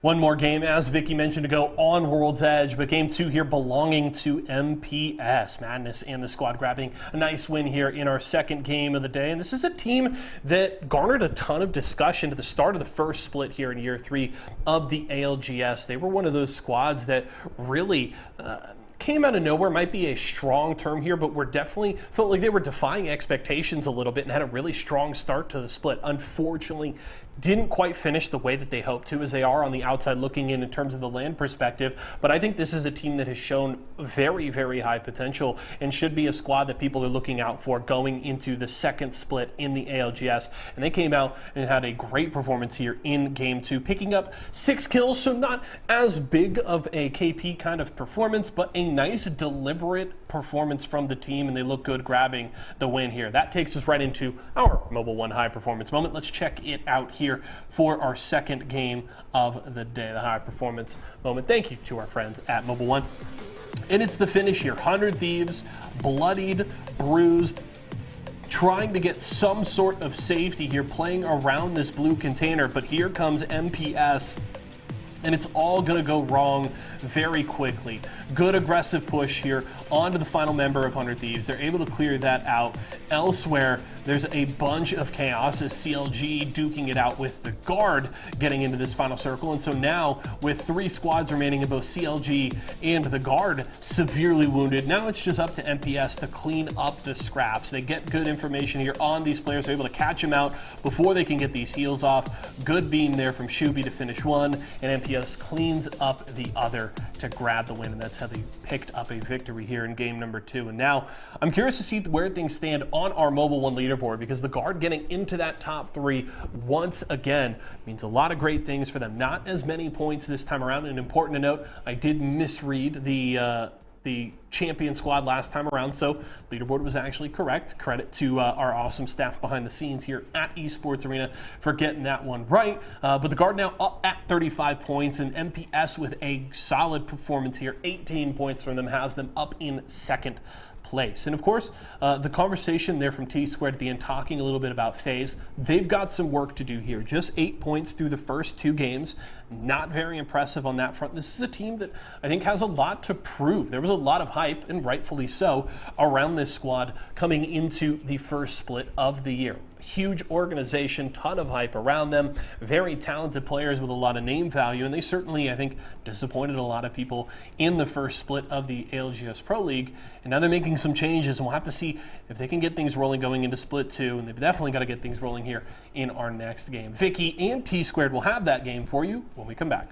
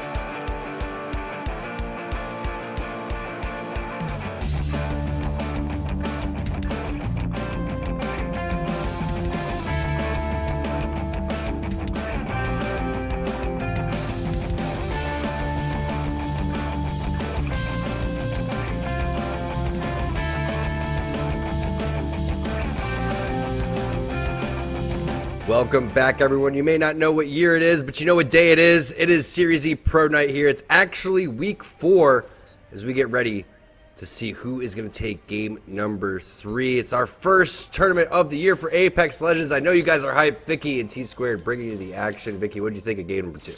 I loved it, and I'm always so happy to be here for our pro nights here for Series E. It's always a pleasure to also see how a lot of these teams trying to experiment or what they kind of need to look for when it comes to bringing up that confidence here as we tune into MPS now, the squad who took game number 2. Can they do it again on this final game on World's Edge here? They're starting off rotating away from Tree. We saw them have a troublesome time in game 1 trying to get away from this area here too, playing off the low ground sometimes, but no early 50-50 contentions here that we could see currently right now. All right, what's in the cargo bot, Vicky? What do you think? Is it going to be some godly gold backpack like we saw Rambo get?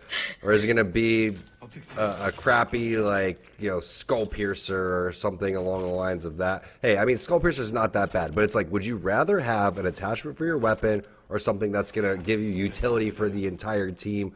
I'll take utility for the entire team any day of the week. Take a look at the zone. It's going to pull over towards FaZe's side, maybe going over towards Tree. This is going to be a tricky one. I mean, you can see how much of that's hanging over towards the mountain. It makes you think that Tree is definitely a viable spot. No, I definitely know whatever came out of that drone is better than whatever I got today. I got like, what is it? The double tap and then a white helmet and then a white bag. I was like, all right, well, I wasn't even running the G7 or the EVA 8, so had to take that L real quick. So we're gonna have to see here as we also take a look at our first place overall squad right now in the overall leaderboards with their consistency and being in top 3. It's the Guard, also the team that won game number 1 with 8 KP.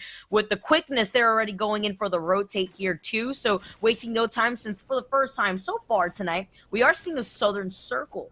So they're not going to be taking their chances. They're already going to be rotating off of the high to low ground currently right now from the squads that are going to be able to rotate away from staging and harvester. And they want to get ahead of the curve too to ensure that they're able to get the scan for the next set of the beacon once the circle closes. Yeah, they need to beat the Top Guns before the Top Guns, go over there. And that's one of the things that is really weird about Thermal Station. It just takes so long to loot, but teams have already made their way over there.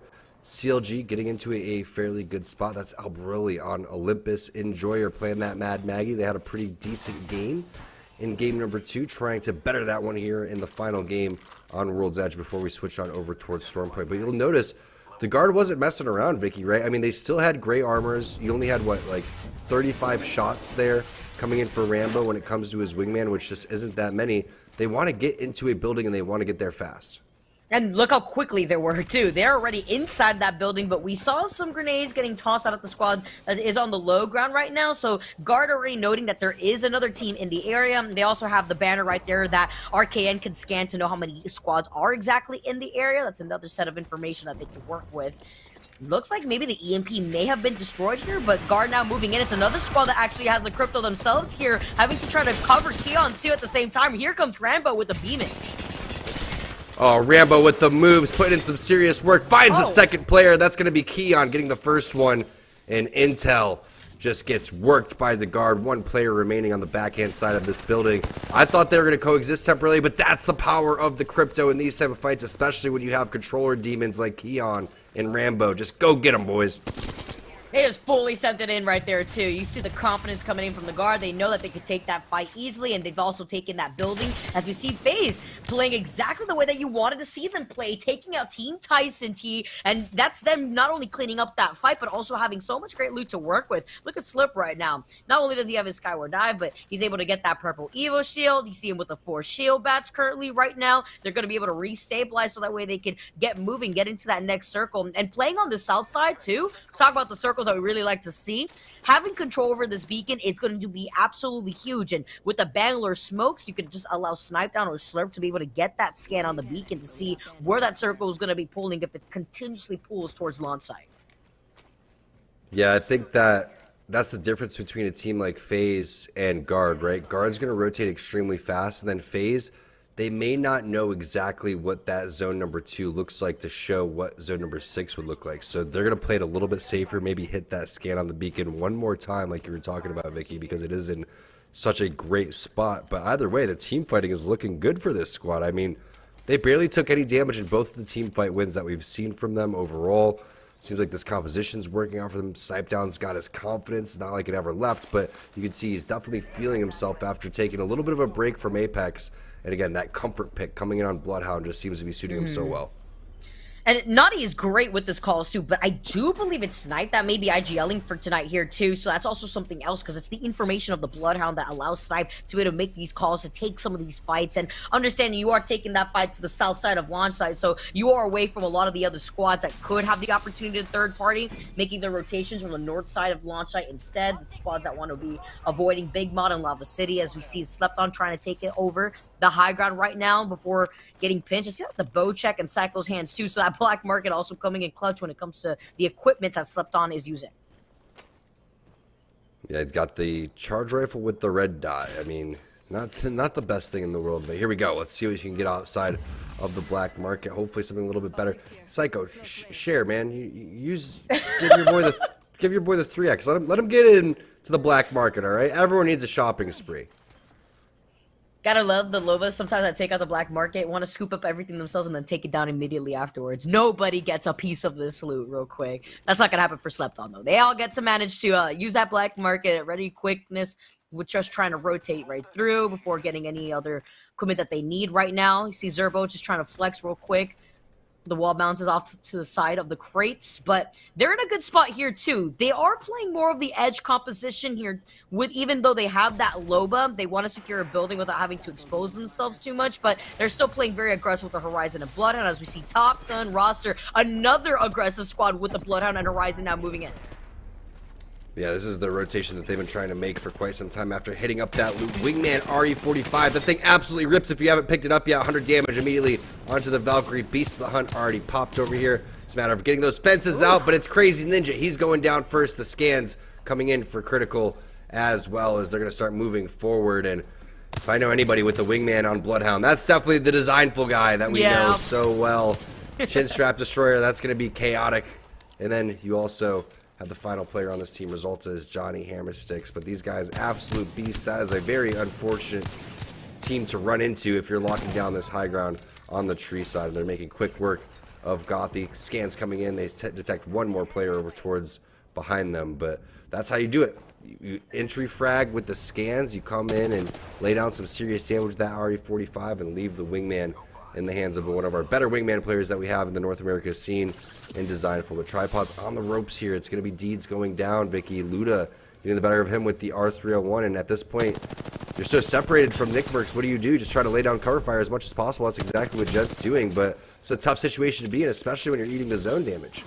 Yeah, and with Gents being the only one in a better position currently, just trying to give that suppressed fire before Nickmercs moves in. He has the information, though, a TSA that contests them. He popped the shield back in perfect time, and Nick cannot clutch out versus Luda. That only leaves Jet currently of Tripods with 17 squads left. What is he going to do here? Is he going to take this aggressive stance against Esports Arena, or is he going to take the L and just start rotating already? Luda is dominating right there. I mean, great decision from Nickmercs to push that and not grab the banner. I think that was key. But just a little bit of a misstep in terms of the aim there. I mean, the aim was even looking good. He only missed a shot or two, so there really isn't much that you could ask. But everything seemed to be working in Tripod's favor, and they were about to maybe make this thing a 2v2. But now Gent's going to have to do something miraculous over here. And you wonder, was it worth to not grab that banner? I think so. I think going for the knock and stopping the animation. But it was just great use of the hill from Luda, Vicky. He did a great job of not showcasing his head, hitting the battery at the perfect time, and still had a little bit of HP to go and work with. Once he got knocked, his teammates were there to res. As we take a look at the next zone, definitely pulling over towards that tree side. Makes you wonder exactly what tree ending we're going to see. A lot of times it does kind of end in that major area, that triangle area right where it says the tree. Other times it's going to pull over towards where guard has locked things down and FaZe is starting to rotate towards. Yeah, you can see how quickly FaZe was too with this rotation, since they had the beacon right there that they shared with Season. The guard now taking control over this building. It's FaZe that made their way into the bottom end of that building closer to the tree area. I love how you pointed out where some of the circles that we have seen before kind of pull in this direction. But with FaZe playing as aggressive as they have been, just trying to get a lot more of that momentum going, they have to make sure they can fight for the control of this building. Amazing shots coming in from FaZe, but it's going to be guard getting the knock right there onto Slurp. Looks like a battery going to be popped in from Snipe Down. Nade doesn't connect. That's going to buy Naughty some time to go and heal up with his boy, but that's the Thirst coming in. Another team coming in from behind. This is not good for FaZe.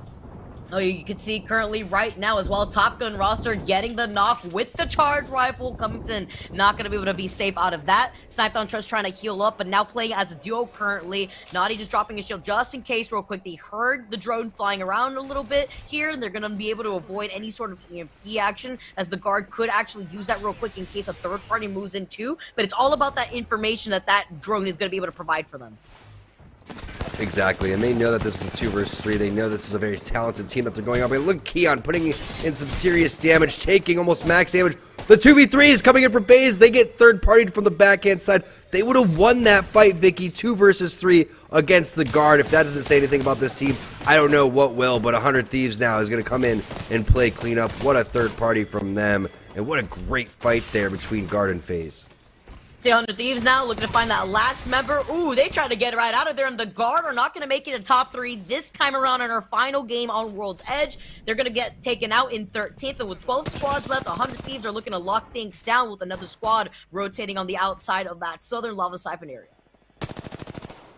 And I'm not quite sure if RKN had the EMP, Vicky. I think you said that he did.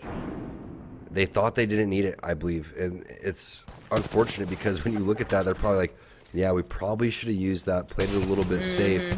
At the same time, when you know you use that EMP, that's a big flare into the air saying, hey, come third party us, we just use that, you know that we're going to go and fight. Would have made it a little bit cleaner, and I feel like if they didn't get knocks on the opposite side, it wouldn't have happened. But what a job from FaZe in that 2 versus 3 scenario. ESA going out in 12th place. The Top Gun roster is back.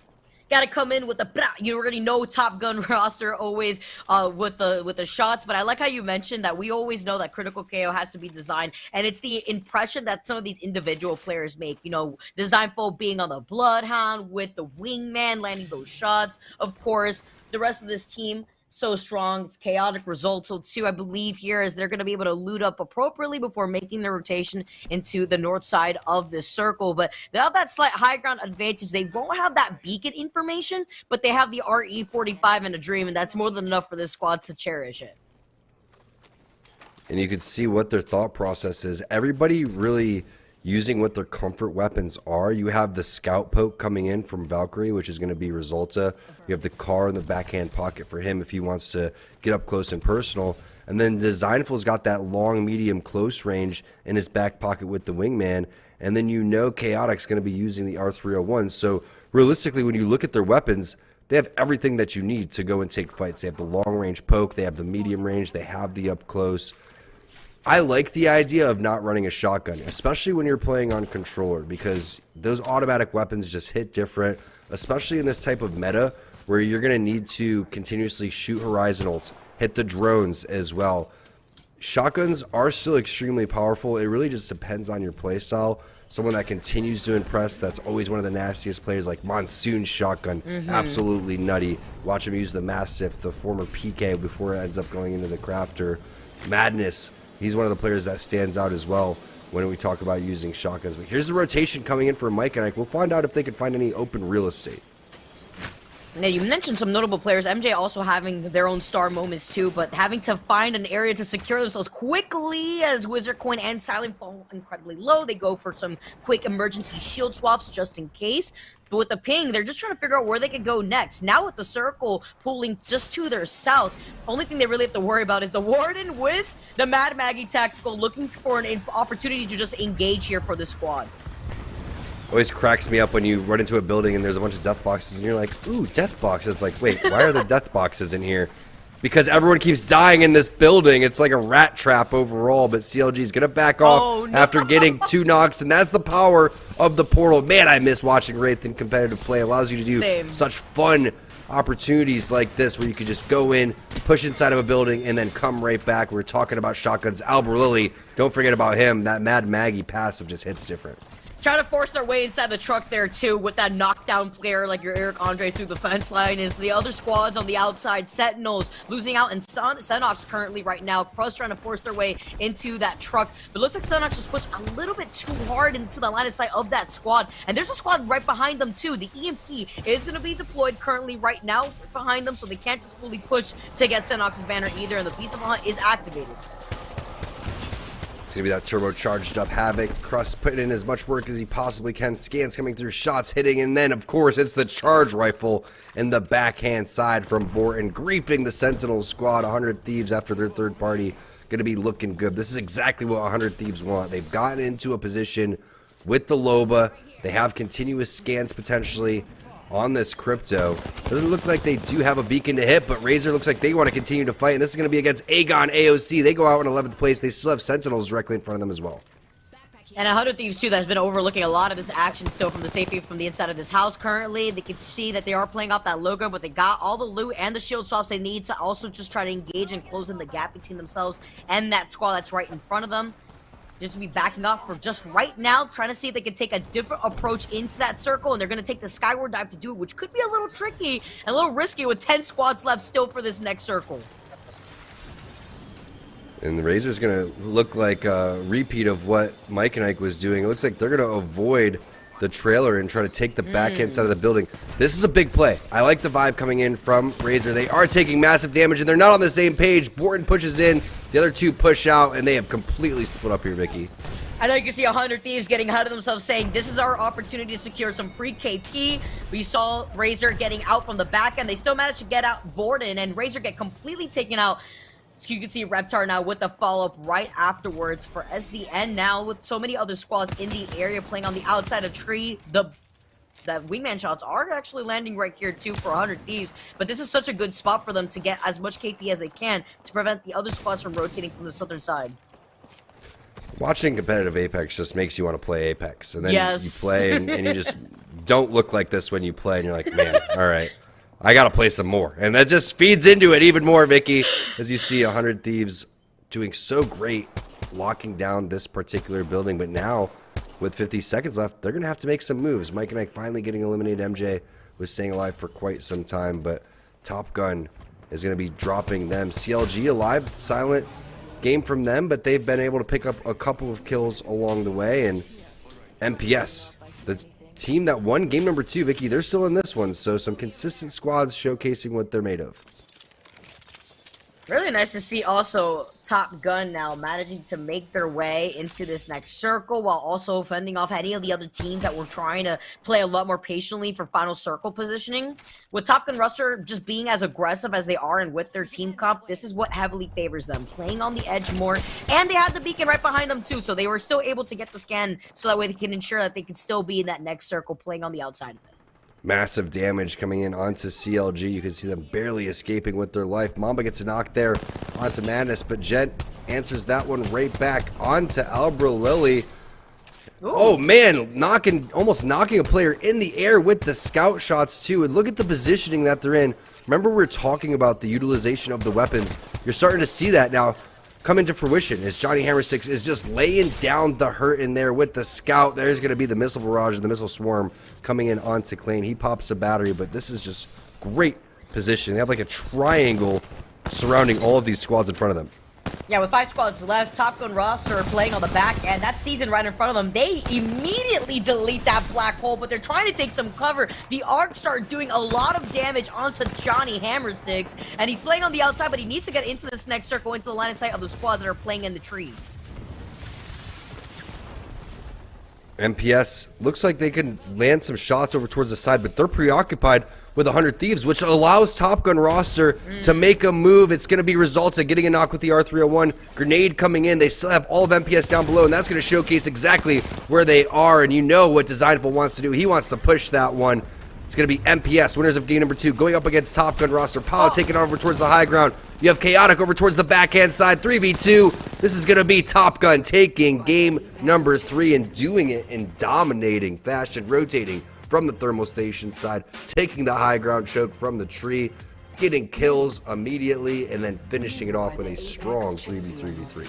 I'm really surprised that Papo opted to go for the Newcastle wall on the high ground in that timing right there. You mentioned it amazingly that Top Gun Roster came in with the clutch rotation, with their timing and their aggressive way of playing on the edge. MPS lands in tree there too, and so they were able to loot up quickly, settle down on the low ground too, prevent the other squads from rotating away from Lava Siphon, cleaning them up and getting involved in some third parties. Top Gun Roster, though, they rotated right outside of fighting season into immediately playing off against MPS, who were playing off the low ground. So really good timing for that team. And you can see why they take their time getting their particular loadouts that they want. Why not when you shoot like that with the scout? I mean, Designful with the wingman, he gets the red dot every single time. Chaotic gets the R301 every single time, either as a 2x or a 2-4. They've been through these scenarios a million times. They know exactly how to play it. They know which teams they need to take out. A lot of damage coming in over towards the Johnny Hammerstick side. It's going to be 3 kills for him, 8 kills for Chaotic, 6 kills coming in for Designful as well. A complete pop-off game for Top Gun. Are you kidding me? This is insane KP for our game-winning squad for game number 3. This is going to allow Top Gun Roster to just skyrocket in the overall leaderboards with all these kills that they were able to finish up. 17 KP to their name. And I believe they moved up to 2nd overall, and it's a matter of, was MPS strong enough from game number 2 and 3 to take over 1st place, or was it still the Guard who started off game number 3 in 1st? But unfortunately for the Guard, they met FaZe in that 2 versus 3. 100 Thieves came in, swooped up those kills, and they found themselves in the final circle too. So again, a very exciting start to 2023 here on Series Z. On our pro night, our pro play is really bringing it on World's Edge. Another person that's going to bring it. It's going to be Yeso. He's bringing it to you at the studio to break down all the action you just saw. You heard T Squared at the end of Game 2 asking for what more we were going to see from Top Gun roster throughout the rest of the day, and they didn't wait very long to respond as they grabbed the win here in Game number 3, finish out our first half here in our action on World's Edge before we head over to Storm Point with an impressive 17 KP game here, 29 points for the squad, and that is definitely going to catapult them up to the top of the leaderboard. Doubtful first place, but they're going to be very much in the mix in that top 3 to top 5 area. So what a game from them, and 17 KP, that's a hell of a showing from the squad. Let's just jump right into our Mobile One high performance moment. I don't want to waste any time. Let's quickly jump into this replay, and it's the finish. And Top Gun roster have the top positioning here up on the high ground, laying down the nades. 100 Thieves gets eliminated. It's now this 3v2 up against MPS, and they've got all the tools they needed. You've got the triple red Evo. You see Pow Pow trying to get up to the high ground with that ultimate from the Newcastle, but it's not enough here. So much damage has already been done, and the fact that 100 Thieves is still alive here and applying pressure in this mix means that MPS's attention is divided. Meanwhile, Top Gun roster just hold this high ground position, keep beaming on these players, and they have no difficulty whatsoever taking out that final squad and grabbing the win. So just a nice clean finish to this game, and that's the cherry on top of a very impressive performance from Top Gun roster. Now we just have to find out where they stand on our Mobile One leaderboard, and they've jumped all the way up to second place. They actually pass up MPS. The Guard able to get enough done there, an 8-point game from them to hold on to first place for the time being. They will go into halftime there with 43 points in first place, but Top Gun roster with that 29-point game jump all the way up to second place here at 40 points and pass up MPS. So things very tight at the top of the leaderboard. 5 points between the Guard and MPS there, and then a little bit of a jump. CLG 12 points behind third place going into our fourth game of the day. But there's still opportunity. CLG, Season, Tripods, 100 Thieves, Aegon, all in an okay spot to make a push, but they can't waste their time. They really need to show up in games 4 and 5 if they want to close that gap, because even in the Guard's worst games today, they continue to put points on the board and get deep in these games, and they're making it difficult for these squads to catch up. So definitely keep an eye on that top 8 front to back. There's a lot of movement that could still happen on that Mobile One leaderboard. We're going to go to a break right now. Do want to remind you, if you want to continue to support us here at Esports Arena and everything going on with Series E, make sure to head over to walmart.com/esports arena. You can purchase products from all of our partners: Intel, Razer, Tyson, Aegon, and more. Again, that's walmart.com/esports arena, and you can pick up anything that you need over there. Let's head to a break right now. When we come back, Vicky, Kitty, and T Squared will get their sunscreen on and head to the beaches of Storm Point.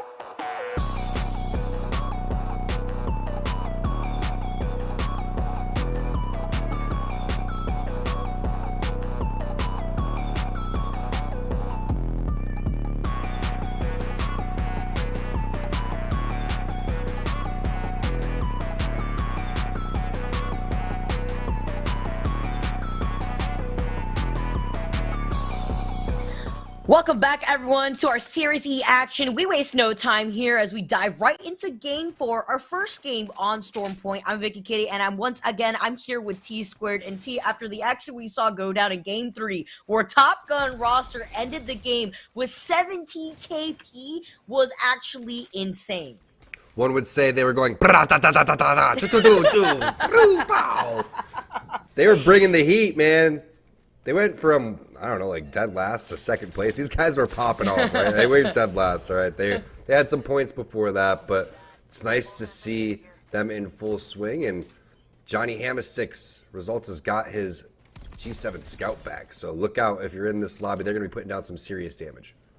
Also very interesting, I do believe that Designful now is on the bang and maybe have made that swap with Chaotic, I believe. That is Chaotic out here on the Bloodhound instead. So still rocking the Bangalore and Bloodhound composition here to work with on Storm Point. Something, again, that we made mention of on World's Edge that we've been seeing a lot within the Pro League, rocking this composition in general. I do expect to see even more Bangalores than we've already been exposed to on World's Edge now as we make this transition into Storm Point. So we're going to have to see as we also wait to see where the circle is going to be pulling for us on this map to see if we're going to get one of those northern circles. And it looks like it is going to be northwest right on cue. Down Beast is looking sexy, and you know who's over there? That's going to be FaZe in a great spot. DZ also going to be able to lock down the mill and rotate over there fairly quickly, and a lot of different playable areas over there, but it looks like FaZe most likely will take the high ground of the Down Beast, and DZ, I'm guessing they're going to go play that low ground. Would love to see what the rotations come in from that northern side, though, and see what SCN's going to do, because if they can beat KHG over there, they're going to be feeling good. Yeah, especially with the way that SCN has been playing. One of our squads that's in the top 5 at the moment, alongside the Guard, MPS, and CLG. Like you mentioned how Dark Zero is going to try to rotate here, because even if they do take this fight against FaZe, there are the other 2 squads in the area that could try to find the opportunity to third party if they don't know where this next circle is going to be moving. Yeah, you got to make sure that you get those quick scans so you can find out exactly what's going to be happening here. ESA have not had the pop-off day that they were hoping for quite yet, but there's still 3 games left, and we know Storm Point plays so much different than World's Edge. Different compositions, different play styles, different area, whole new feel over here. Is they're going to be taking their sweet time, hitting the rotation, getting those crafting materials up. Look at the loot coming in from DZ. I mean, not great attachments there for Jen Burton, but powerful armors, double purple and a blue. Smoke's coming in so they continue to rotate over towards the building, and it looks like this is the building that they were going for. They're going to take control of that one and not even play the bottom side of the Down Beast, letting FaZe take that to themselves. I do like this position, though, in case that they see that the circle rotates more away from them towards the eastern side, they'll be in a safe position to try to gatekeep FaZe, who has the high ground positional advantage. And sometimes we still see the circle even pull in this direction. The only thing they're denying themselves, though, is the opportunity to get that beacon, unless they can get that drone out in the air here, as FaZe are just going to be continuously overlooking that squad right below them. They are going to drop down eventually now, and let's see how they're going to engage with the Beast of the Hunt activated. Oh, he closed the door on him. And then the grenade just bounces right in his face, too, so that's a difficult thing to start a fight with. They're going to back off, EMP coming in, and there's going to be a lot of teams that focus this area. This is not a smart fight, and I feel like these teams need to recognize that. They're most likely just going to calm it down, set up, and coexist. Everyone just play nice. Man, it would be ashamed if an EMP just destroyed all of these fence lines that we see these squads taking control of. Dark Zero being one of the squads that are not rocking the Watson or the Crypto here, which is risky sometimes to be in this position this early in the game. We have seen the circle pull on top of their building, and if it's not this building, it's the space between this building and the building that the Guard are holding in. But it's risky still nonetheless when you don't have a bunkered down character in your comp to prevent other teams like FaZe from just forcing their way in. Should slow down here, and everyone just kind of, again, poking and showcasing that they are a solid team. I mean, again, Vicky, this is what you do in these type of situations, right? You want to go and test the might of the other players. If you sense any weakness, then you would collapse, but at a certain point you have to show, all right, we're just not going to get pushed over here, and that's exactly what both of those teams are doing. Saw the Prowlers, but it looks like SCN is the team that's going to be on the prowl over here as they sense one player that's pretty split away from the rest of the squad. But oh my goodness, Kodagami with the one clip there onto Hakula is going to change the fight in favor of Team Tyson, and that is what you're looking for from one of our partner squads, but it's not over quite yet. Oh, now you can see Kodagami playing right behind the knockdown shields. 1v1 real quick. He tries to get the hipfire shots. He gets a break. He has to swap over to the G7. And he gets the headshot. He takes care of SZN. And now he's going to try to get the res here too. Great timing right now, but I heard a thermite being thrown from quite a bit of way. So hopefully they are able to restabilize before the third party moves in. Were you clenching? I was clenching. Chat was clenching. clenching. We were all a little bit worried right there. You know, it could have been an embarrassing moment, but Tyson comes out on top. Always gotta love swapping over to that G7, landing that little heady real quick out here. Protect Cub, also playing on the back end behind the Watson Gen. See Covington now finding the opportunity. He may not be fully healed, but it's fine. He's got the hands of his teammates to help protect them. Hand out side by side right next to him. But they're taking different angles to prevent this squad from trying to rip them from different angles here too. And that squad looks like they're actually disengaging here. You also have a fight between two former teammates. It's going to be the Missile Swarm onto Gent. So Johnny Hamasix coming in. Resulta getting 2 knocks, one on a Nick Burks, one on the Gent. Intel is going to drop Crazy Ninja and King Drew as well, as Intel picking up some kills. Deed's last player alive, trying to fight for tripods, is going to get 1, and Thirst as well. But this is all the way in the zone. These guys are in Narnia. It was worth it at least for Deeds to get that finishing blow at least real quick, even though the beacon is right there. It's about making a statement, as I always say. Slepdown now also getting involved. See the black hole getting called in. Arcstar right behind Zerbo. He gets taken out from 2 directions as Slepdown were playing a little bit passively to avoid that black hole here. Let's see if Cycle can work with this without the Digi threat and his smokes. Nice little follow-up here for Slepdown. Bloodhound left incredibly low, but with 1 player left on the opposing squad, they could definitely 2v1 this. And they do come out on top, taking care of Aegon by AOC. And great just use of, oh, nice third party coming in over towards the backhand side. He finds the knock as well. That's big. That's on the Psycho, who was the weak player. That wasn't actually on the down player. I don't believe they were able to get that down player back up. So it's going to be 2 players on Slepdown crawling on the ground. But I was just about to compliment Psycho on his movement there with the Bangalore, because he knew that he had to reload both of his guns. So he uses that double time passive and could be the world's most annoying knockdown shield player. And at this point, they're just dancing. Feels like he's trolling. He's just making sure that he looks at him. He says, remember who knocked you. Mike and Ike also chasing after that last straggler. Slepdown finally get taken out. And now they're going to be able to get all the loot that they need to work with here. I mean, not like they even need it here, man. It's just maybe a purple extended light mag for MJ out here, because they're rocking 2 purple Evos that they've been able to boost their way up here. Maybe take and splat from another player. And the gold Evo shield that Silent is working off with. So with some bits to go for them to get into that next circle, they can take their time here with these death boxes. Yeah, unfortunate timing there for the third party, but I feel like they played that so well from Slepdown. It's nice to see Mike and I getting some momentum, however, getting some loot along the way. That's what you want to see from MJ. The 2-4 R301 car in the back pocket, both automatic weapons for when he uses that grav lift to lay down some serious fire. But again, without any type of zone knowledge, they're going to have to make their way forward and find out what's going to be in front of them. You can see 14 squads remaining. This is a pretty, I would say, fast-paced game, Vicky, for, you know, considering what we saw on World's Edge, right? We've seen a lot of action so far on Stormpoint. Yeah, actually, I like how you bring that up too, because with the circle pulling towards the down B's outskirts of checkpoint area here, sometimes, I mean, we do have that beacon there right now, actually, over checkpoint, so getting that information is super crucial here, but CLG rocking the catalyst. We see Mamba out here and testing things out here as well, with the circle actually pulling on the outside of checkpoint, more towards the south side between Mill and Down Beast. This is going to benefit the rotation for ESA, since they have the beacon right there. They could deny that from any of the other teams that want to get through that choke point, but I don't see any teams really trying to take those chances, so ESA would probably get that beacon for free.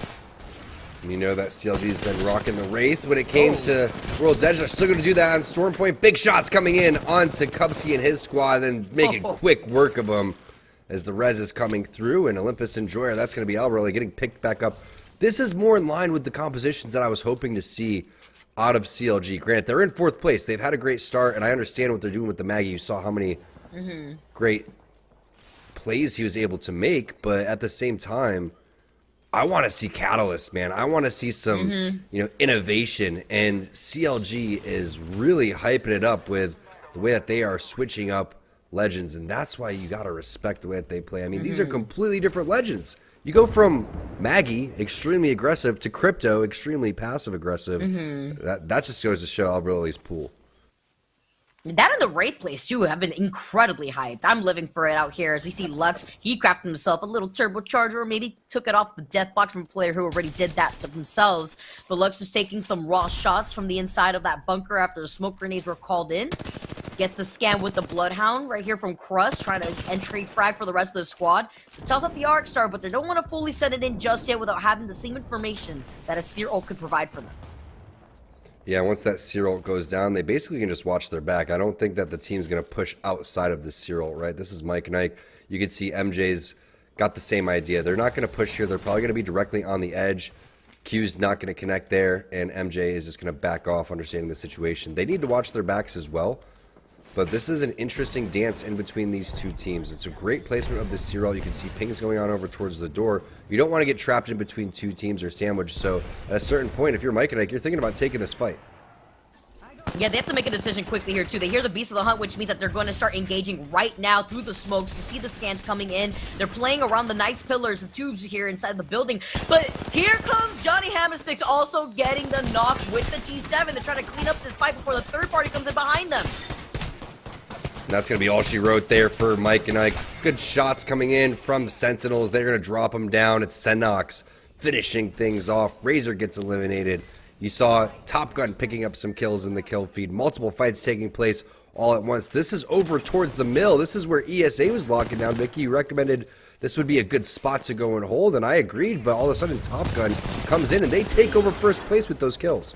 And with quick rotation, too, is something super important to note here, because I may mention that it doesn't look like there were many squads in the area to contest for this beacon, and Top Gun roster immediately came here towards the mill area instead of down Beast, although again, it's that trade for the knock for knock onto Phony and Johnny Hammersticks, and they're going to be able to play around the knockdown shield, too. With the gold knockdown shield, they're also going to be able to get that res after taking care of ESA, making a statement shot, too, on the death box before dropping the evil shield to get that evil shield swap.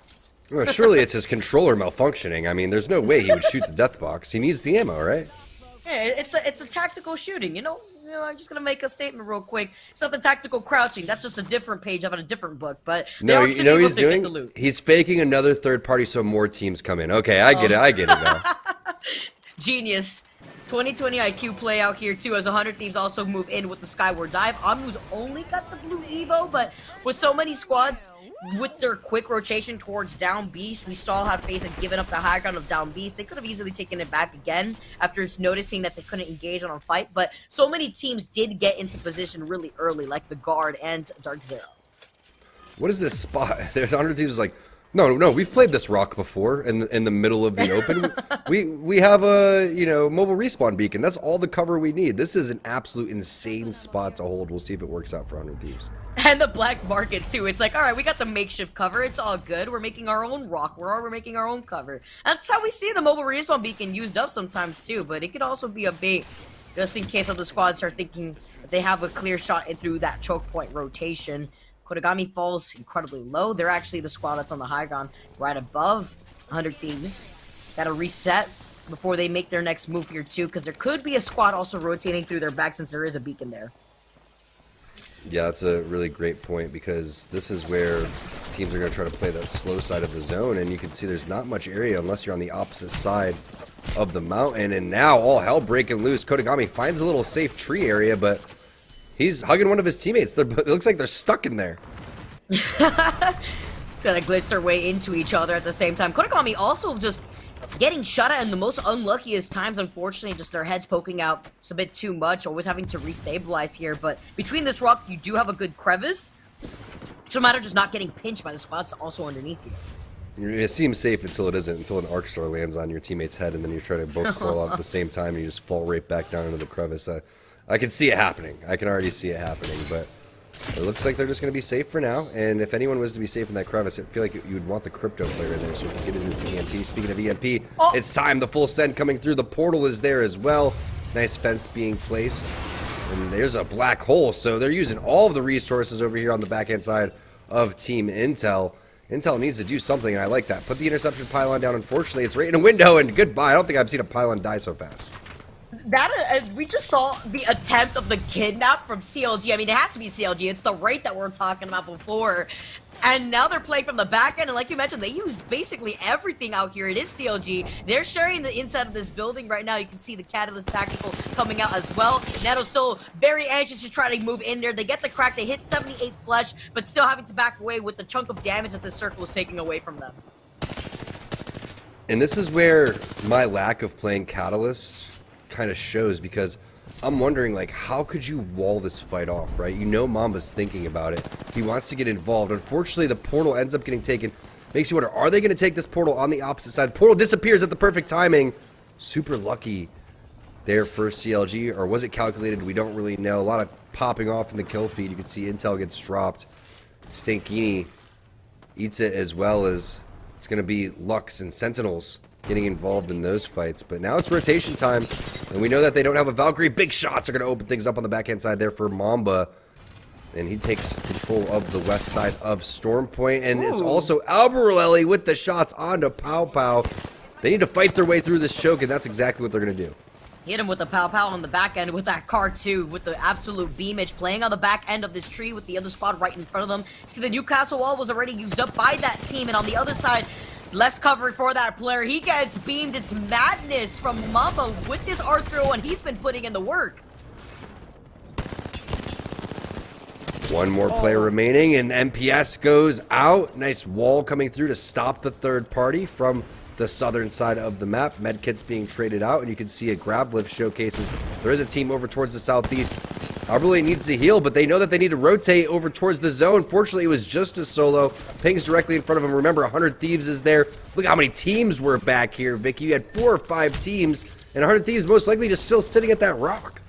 And just looking at all the action, taking shots, knocking Mamba in the process. You see Scurry scurrying away behind these two players. You can't hide behind that knockdown forever before you're forced to come out. Even with the reload, Scurry still trying to play around. He can't get the finish, though, on that finished player who's playing behind that knocked player. Sentinels now with the high ground have found a way to pinch CLG. They get cleaned up by 100 Thieves after they get finished off, though. The guard still could take some shots from the inside of their building from the far, but Sentinels are now going to be able to work with all this additional loot.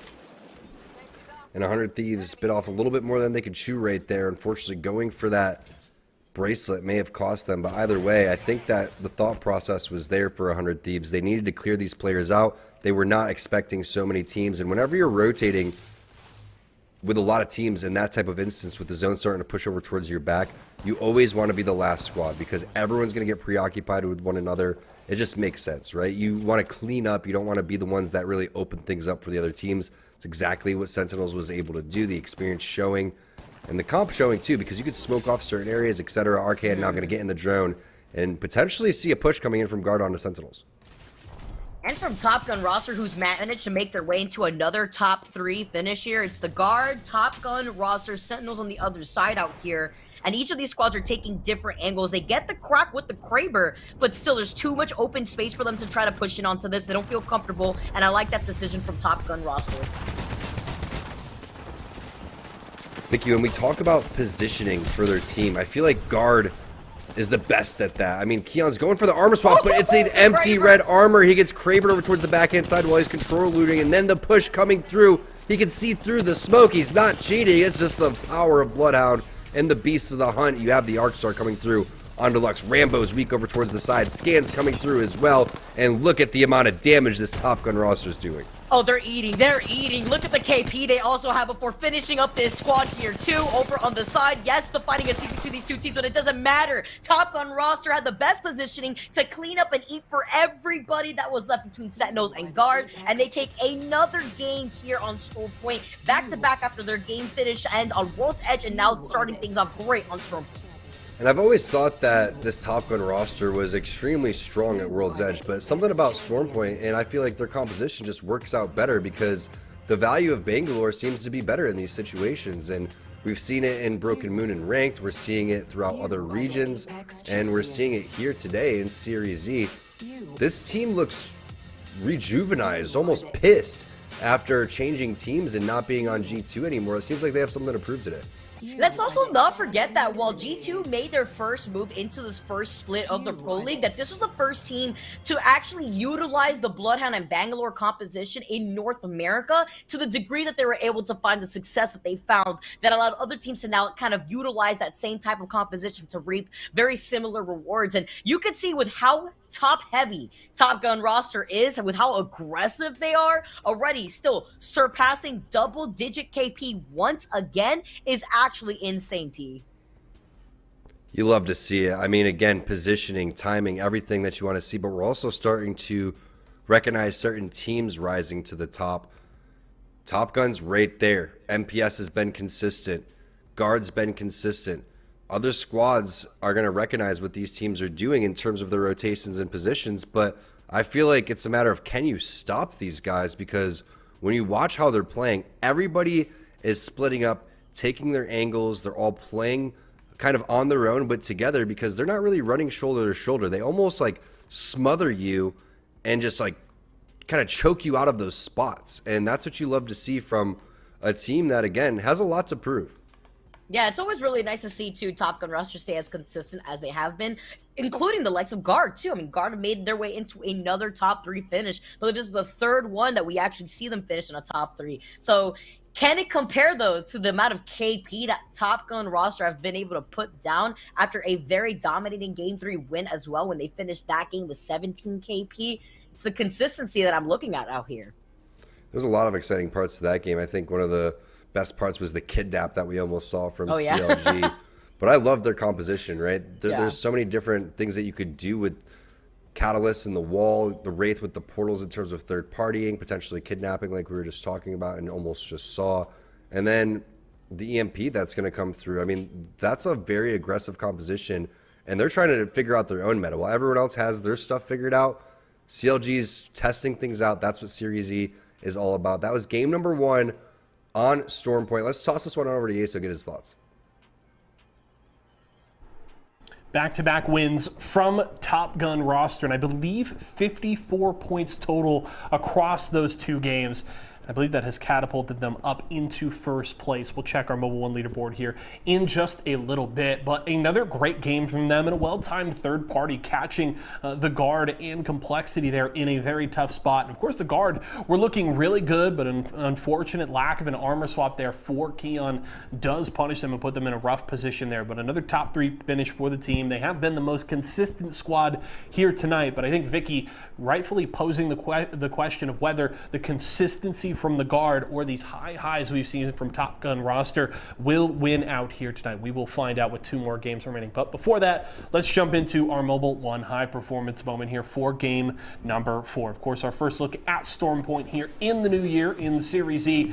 And it's the Guard here, and they are just in a good enough position here. And I apologize, it's not Complexity, it was Sentinels at the end, but they are playing with Luxford. So my mistake there, but it is Sentinels there. They throw that deep black hole, and thankfully the Guard are in an okay position, but the problem is they aren't able to get those initial knocks, and then with Keon not finding that armor swap, they go down a member, and then Top Gun roster come rolling in even through the smoke. They are just beaming these players. Anybody that they catch in their sideline is in trouble and is going to go down. You could already see RKN finished off, Luxford goes down, and then Crust to finish off Sentinels, and then it's just the easy finish here on these very heavily wounded Guard members. There's nothing that they can do. Top Gun roster is under absolutely no pressure in this fight. The Guard and Sentinels are entirely focused on each other this entire time, that and just trying to find some sort of cover, some sort of breathing room to get a reset if they possibly can in this fight,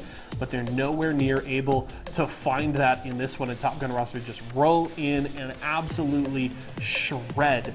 Both teams pick up some awesome last KP here. I believe they go there from 9 all the way up to a finish of 13 here at the end of the game, and that's just a really good close from Top Gun roster, and back-to-back wins have them in a wonderful place. Let's look at that Mobile One leaderboard and see just how things have shaken out overall, as I believe Top Gun roster has jumped into first, and they have. The Guard now at 56 points with a 9-point gap, so they've got some ground to make up here with Top Gun roster catapulting to the top of the leaderboard. MPS still in that conversation, but that gap's starting to widen here. You saw they went out at around 9th to 10th place, with not nearly as many points as you would be hoping for. So the Guard and Top Gun roster starting to pull away from the pack. You'll remember I mentioned after Game 3 there were opportunities for teams all the way down to 8th place to make some moves.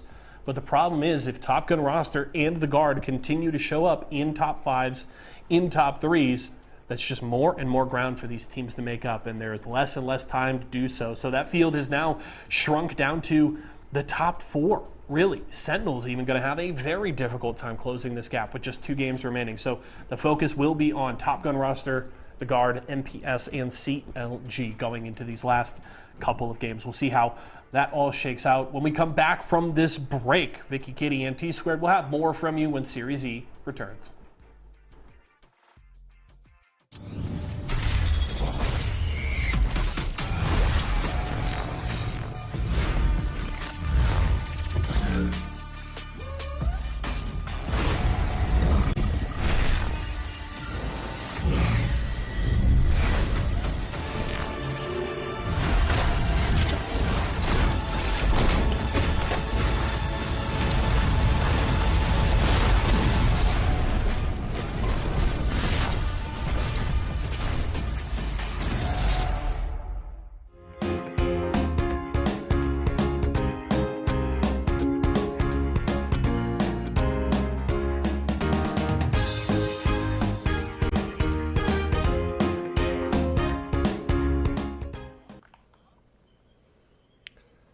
Top Gun roster coming through. And if these guys don't all have mustaches while they're playing right now, I'm going to be extremely disappointed. Vicky, back-to-back wins. Who's going to stop them?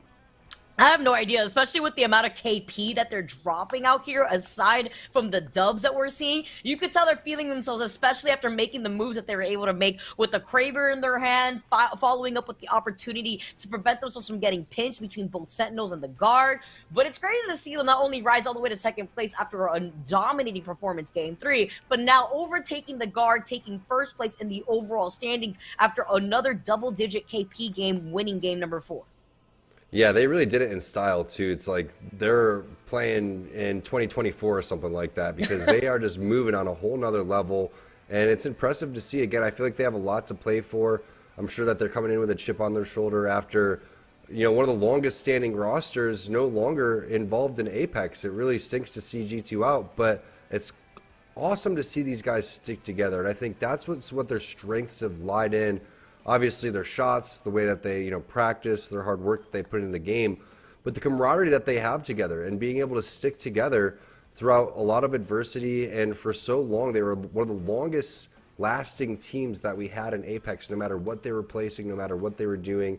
Eventually, Gent gets let go, and he goes on over to Tripods, finds a good home there. Chaotic ends up coming in on over towards that former G2 roster. But I love seeing him play at this type of level. And to answer the question of who could stop them, well, we saw some of those teams over towards the top, right? I'm thinking Guard, the way that they were able to play, the way that they continue to play, the consistency that they bring to the table. If I had to vote for any team, it's definitely going to be them. But there's still a lot of Apex to be played. We still have 2 games remaining here on Stormpoint.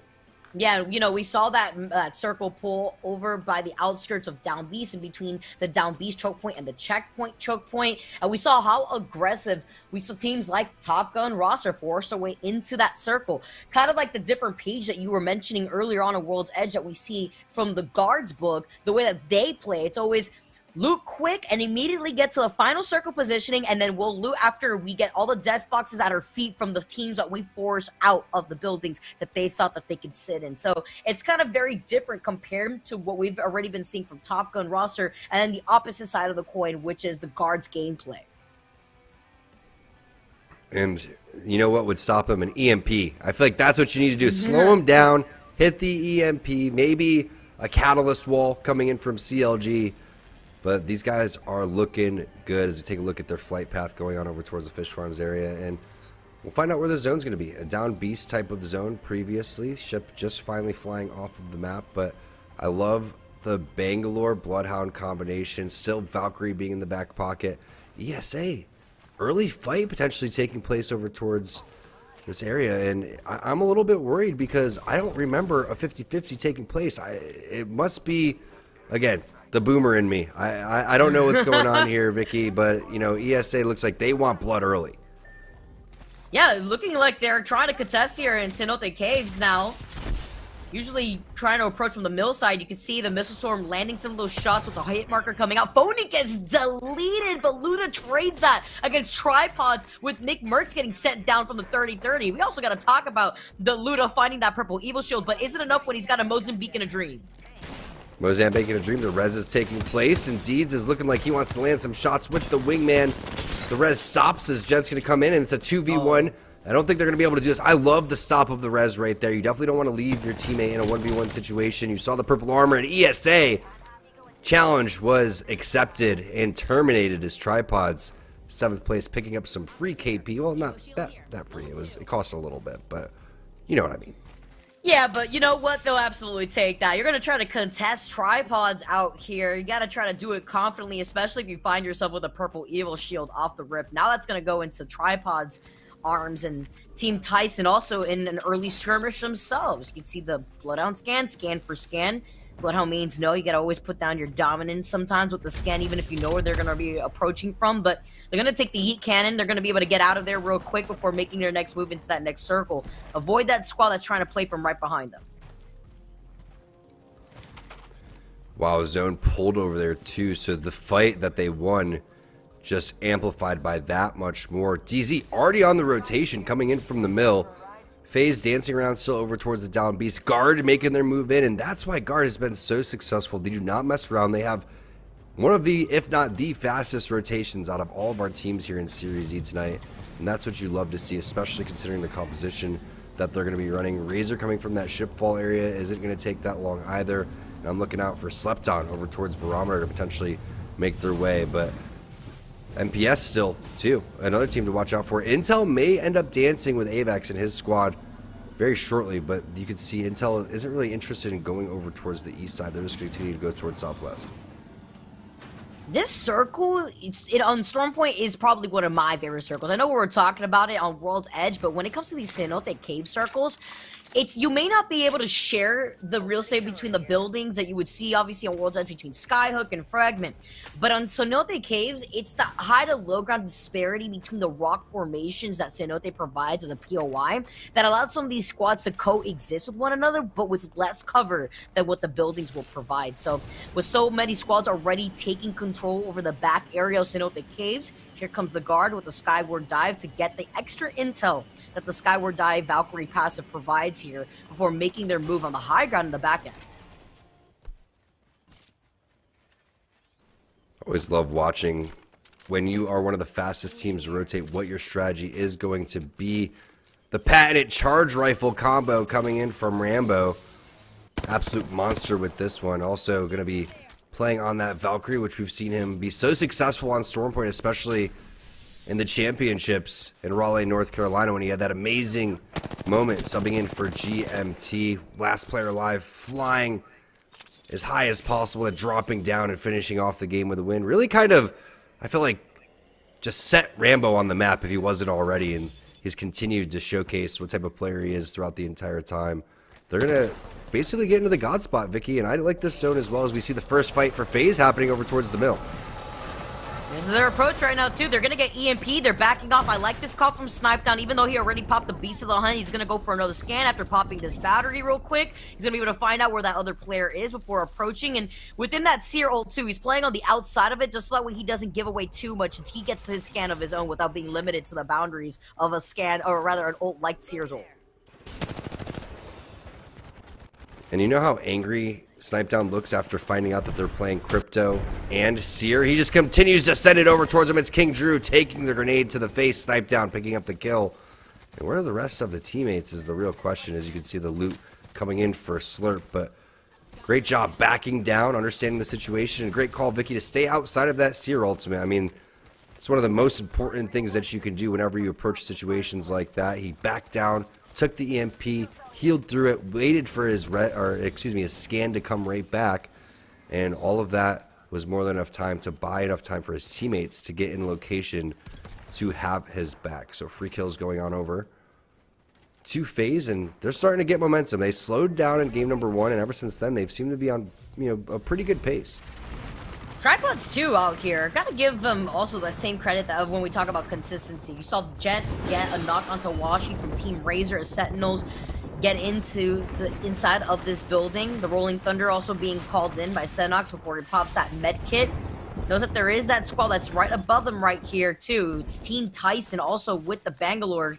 Gonna be able to stay on the high ground here.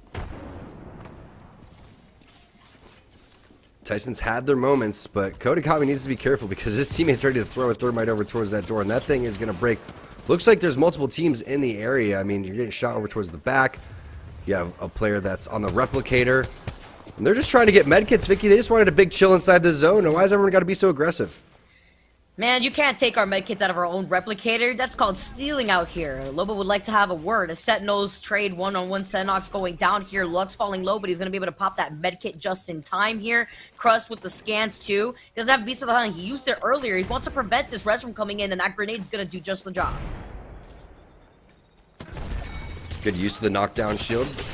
And you can see the crouch coming through as well, and Crust gets dropped as a one-on-one situation, and now up to Lux, and he's not going to miss his opportunity as he puts down some serious damage. Cruising, last member alive. He doesn't have enough time to get a medkit off. He's going to have to hit a syringe, and there's not enough time for either one of those. As you can see, he gets eaten alive by the storm. Needed to stop that battery and hit the medkit instead. Not sure if he saw his HP, but now everyone's getting griefed. Yeah, I don't even know if he had any syringes. So either way, the timing was just already off since the medkit looked like the only thing he could work with in that moment. Lux is going to be able to get Crust back up. He has to pop a syringe before popping the medkit to fully reset. They're going to be able to get Senox to the beacon that's right above them at the very least, but they are going to take their sweet time to rotate into that circle. Luckily for them, they do have 1 minute and 50 seconds, so good enough time for them to restabilize before getting going. Now slept on in a fight too inside of this dome-shaped building. Sandwich, you have nowhere to run. That poor Horizon didn't even see them coming, and it was key. Razor get finished off inside of this building. Another up-and-coming team. We've already seen what they look like in terms of what they can do in the ALGS and the qualifiers. But now we see them here in Series E on our pro night, and hopefully is a consistent stay here for Psycho, who runs one of the more competitive Discords in Apex. If you guys don't know what he does, he helped put together a big list of players that continue to just look for games.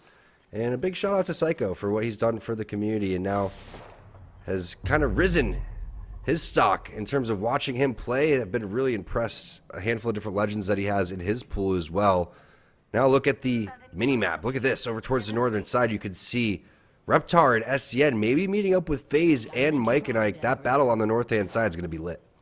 Oh, that's going to be something to watch most definitely. And with us seeing the next circle and where it's going to be pulling, look how many teams that are sharing that building right to the north of where Tripods is currently right now. They're going to engage in the fight, but if they do fully commit to this fight, you know the squads that have the high ground on that building where Dark Zero's in is going to try to take some shots from afar. Oh yeah, no doubt about it. And Dark Zero's been really good at getting into position. They just haven't been able to hold their positions as much as you'd be hoping for. And granted, they do have PvP, so they're at a huge disadvantage just by having him on a team. Just kidding, PvP.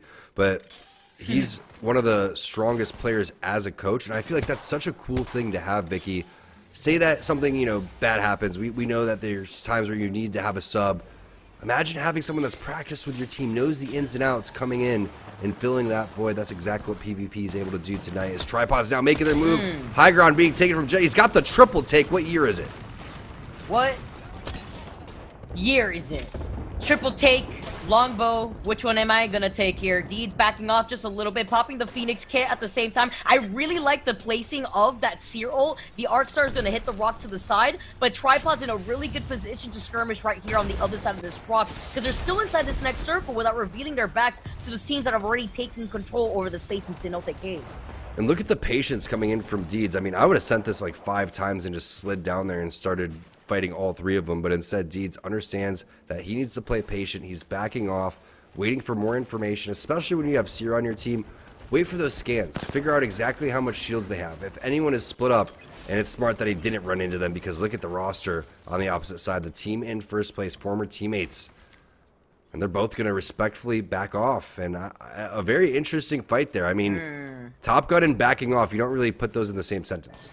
I like this decision, though. This is really smart of them to take a more passive approach because of exactly that. There's a lot of openings in this position that they could get shot with. And you have the potential chance of getting griefed by a charge rifle from meters away. It's not the chance that you want to take right here when you've secured a nice high ground spot where you can still continue the skirmish against tripods from a better position on the high ground.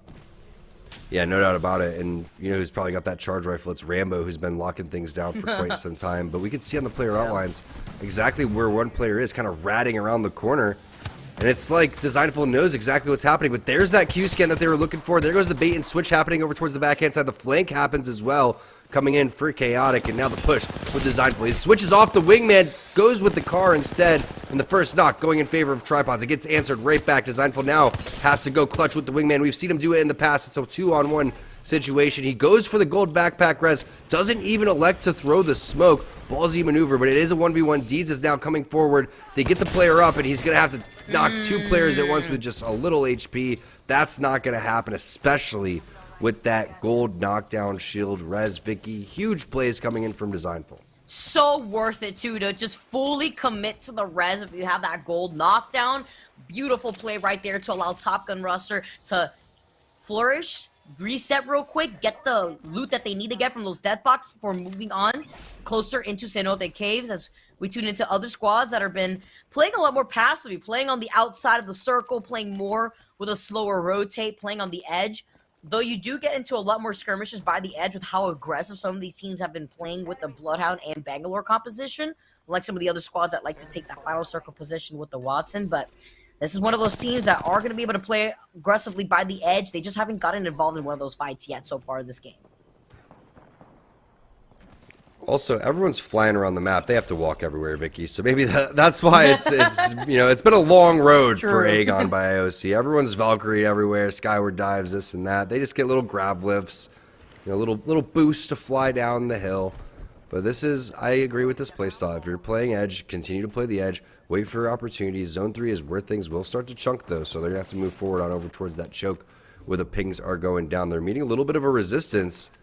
And now things are going to get very interesting from their point of view. Speaking of interesting, FaZe in another skirmish. Snipe down, pops that Beast of the Hunt. Bangalore Rolling Thunder is going to go down. You can see that he wants to get aggressive immediately. Oh, this is the cue now. FaZe just waiting on the opportunity, but with the Beast of the Hunt, you also get to see the other squads that want to try to continuously pressure you from afar with some of these longer range shots. FaZe now noticing that if they do try to fully commit here, they will really be out in the open minus that rock that's to their north from Snipedown currently. So with Snipedown just making the call, you know what, yes, I use Beast of the Hunt, but I'm not going to fully commit to that team. We're in a good spot to gatekeep other squads that are rotating from the north side of Storm Point. So they just want to hold this position instead.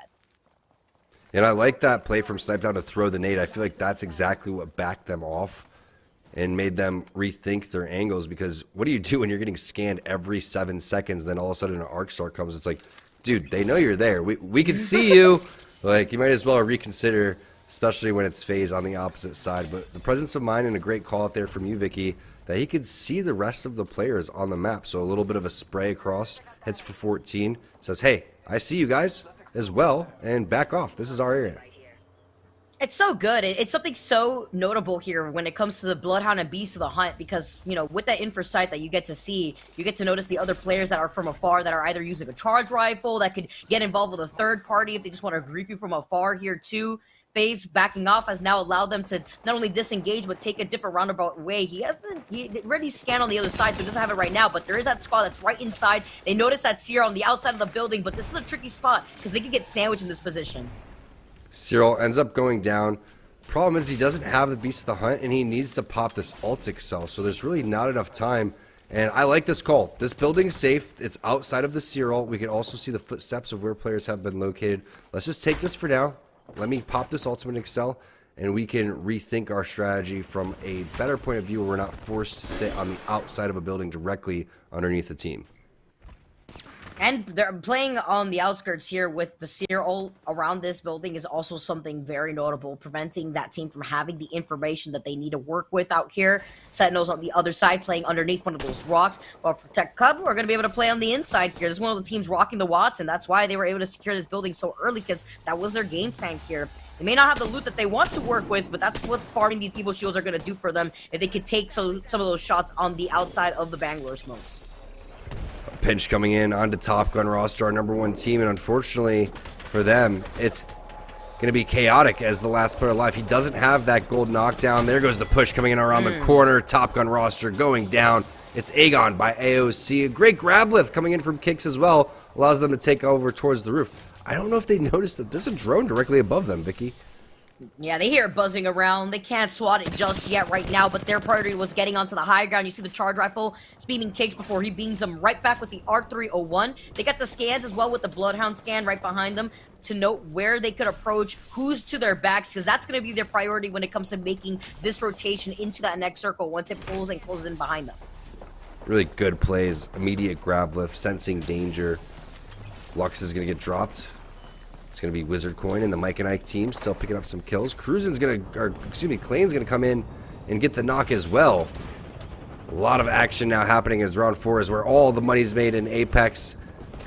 A lot of rosters are going to get dropped here. Multiple Seer ultimates all over the place. And hello, Snipe Down.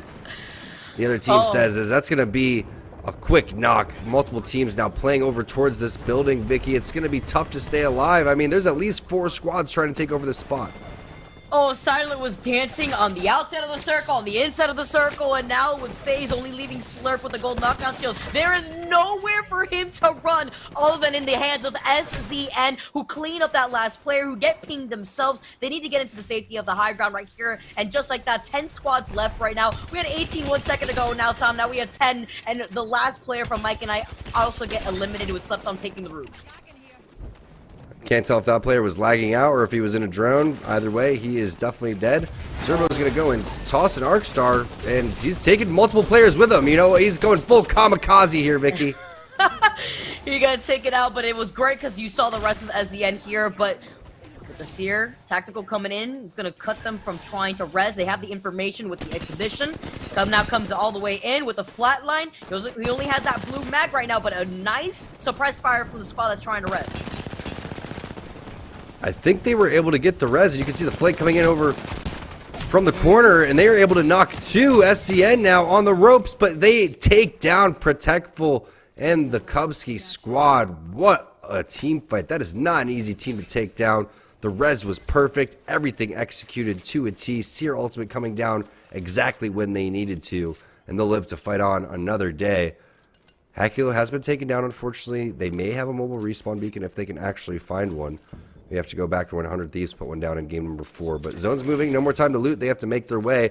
CLG's had a very quiet game. They've gotten into the zone very early, but now it's time for them to rotate as well. And look at this. They're just setting up a line of fire for when the rotation comes from SCN. And there's been such high octane action to this game that we have to talk about the use of the Ash instead of the Raid this time around, but you portaled right into the line of sight of another team, and you don't have the option to take the portal back if you were on the Wraith instead. So hiding behind a little crevice of this rock, hopefully they can try to restabilize. It's the guard with some natural cover of the rocks and the care package to take those shots. I'm a big fan of Ash. I think that she's a very underutilized legend. If her Q was stronger and did more when she stunned you, I feel like she would be a huge pick throughout all of that. But unfortunate that they weren't able to get all there at the same time. And not only that, guard was just sneaking. It looked like there was only one player, but it's all 3 members of the guard sitting over here using this natural cover that you mentioned, Vicky. And he still got the charge rifle Rambo for Griefer of the Year. Yeah, but he's only got 8 bullets. We know how much ammo the charge rifle eats up when you're beaming down these players, even if you're trying to take a nice cheeky angle. Dropping more ammo, though, for his teammates, since Rambo could just fly up and above and loot everything that he needs to loot for the rest of the guards, since they've been playing patiently behind this rock. 100 Thieves also up ahead here. Dark Zero still in the safety of the little corner of what that building is. Aegon got taken out, and with 4 squads left, we have our last remaining squad still playing on the outside, each end of the circle. It looks like you get a little confused when you see like the Ash with her sword and then the Crypt. Everyone's got a sword. Where's, You know what I'm saying? Just, what do you do when you're a Fuse main, Vicky, like you said? What's he going to get? Is he going to get like a comb brush or something like that? Maybe some, a thing of Suavecito hair gel in his hand? It has to be something sassy. It has to be. I don't know. I just think of sassy when I think of Fuse out here. He is literally the GOAT. Dark Zero make their move finally to move in. Last 3 squads here, the Guard, 100 Thieves, and Dark Zero now trying to take the W for game number 5. And DZ is having one of themselves a better performance that we've seen. But it's the consistency again from Guard. We were saying who's going to catch up to the roster in first place. Looks like they're poised for another solid game. 3v3v3 action here towards the final circle in game number 5. It's our first pro night of 2023. Thanks for joining us. But DZ is taking a ton of damage. Huge one clip coming in from Jen Burton. That's going to open things up for 100 Thieves. But also the push coming in for Guard on the backhand side of the building, and you can see Arcane is interested in moving forward. Keon's trying to lock him in as they charge up the stairs. Rambo's trying to punch people out as well. He's already dropped 1. That's going to be 2 potentially here if they can. Everyone's just fighting it out. They're duking out. Why shoot your guns when you can punch? Is this a new challenge that I don't know about for the new year out here? I mean, I get the concept. He was trying to force him off the high ground there too, but then even duking things out on the stairwell. Can he get through here, though, is the question. With the circle closing in, his exit is already off the table. He needs to try to force his way through the Watson fences, and that's basically a checkmate. But he's low, but can he do it through the door? He can do it through the window. Oh, no, he hits the wall. He has to go through the fence line. He's getting stuck.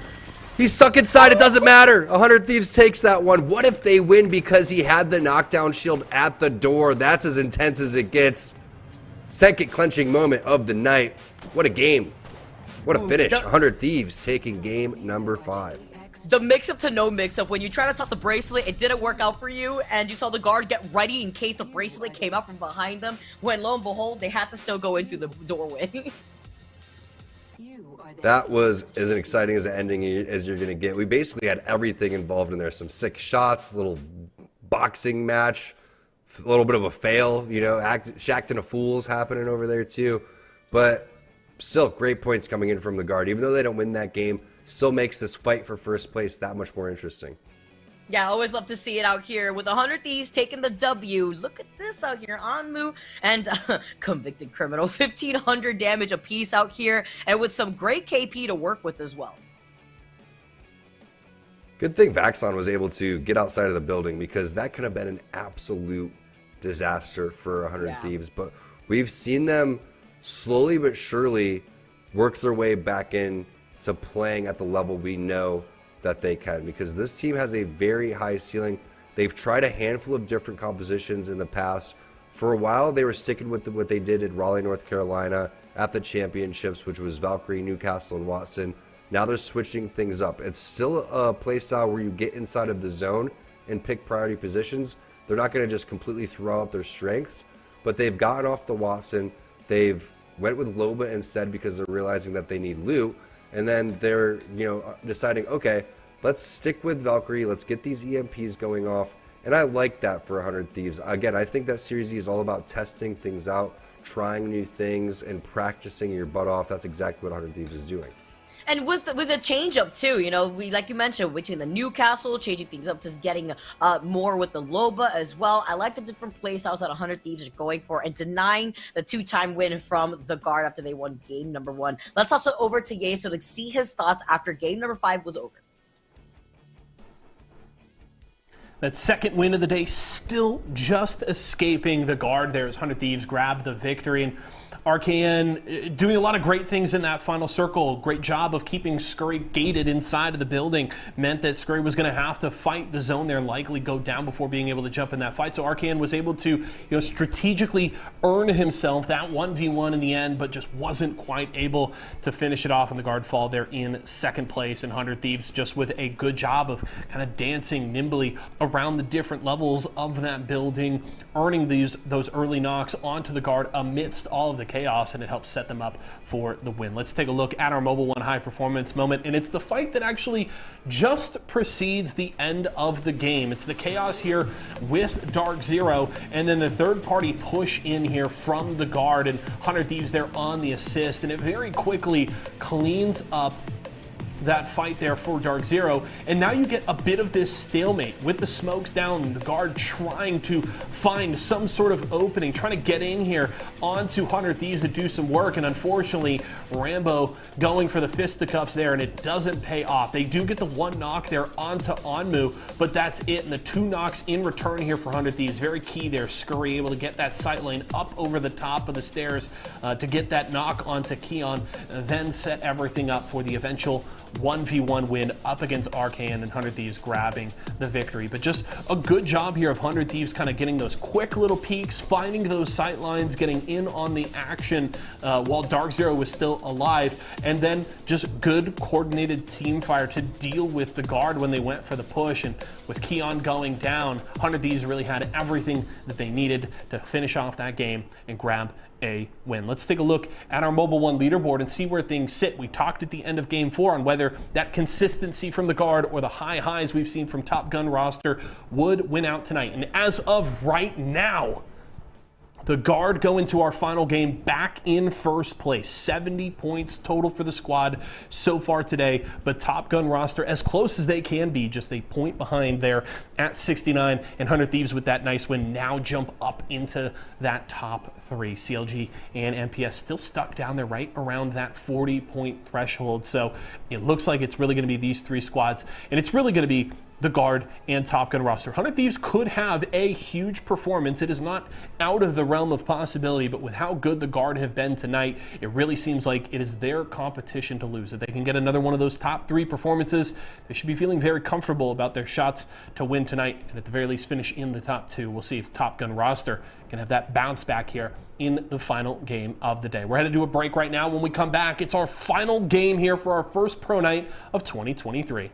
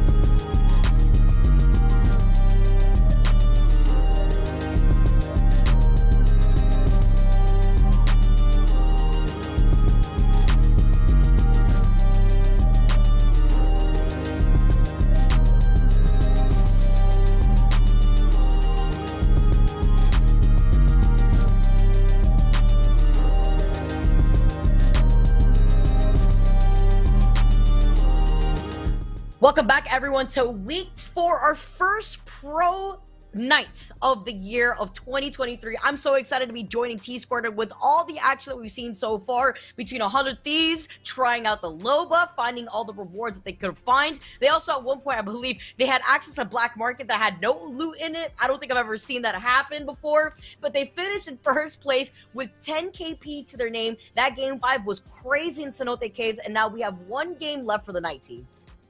Black Market with no loot in it. I call that a bad, ult. bad placement, man. Absolute throw. Has no idea what he's doing. Has he even ever played this game before is the real question. No, great job from 100 Thieves, really, and making things a lot more competitive as we move into our final game. I can't wait to see who's going to walk away with that money.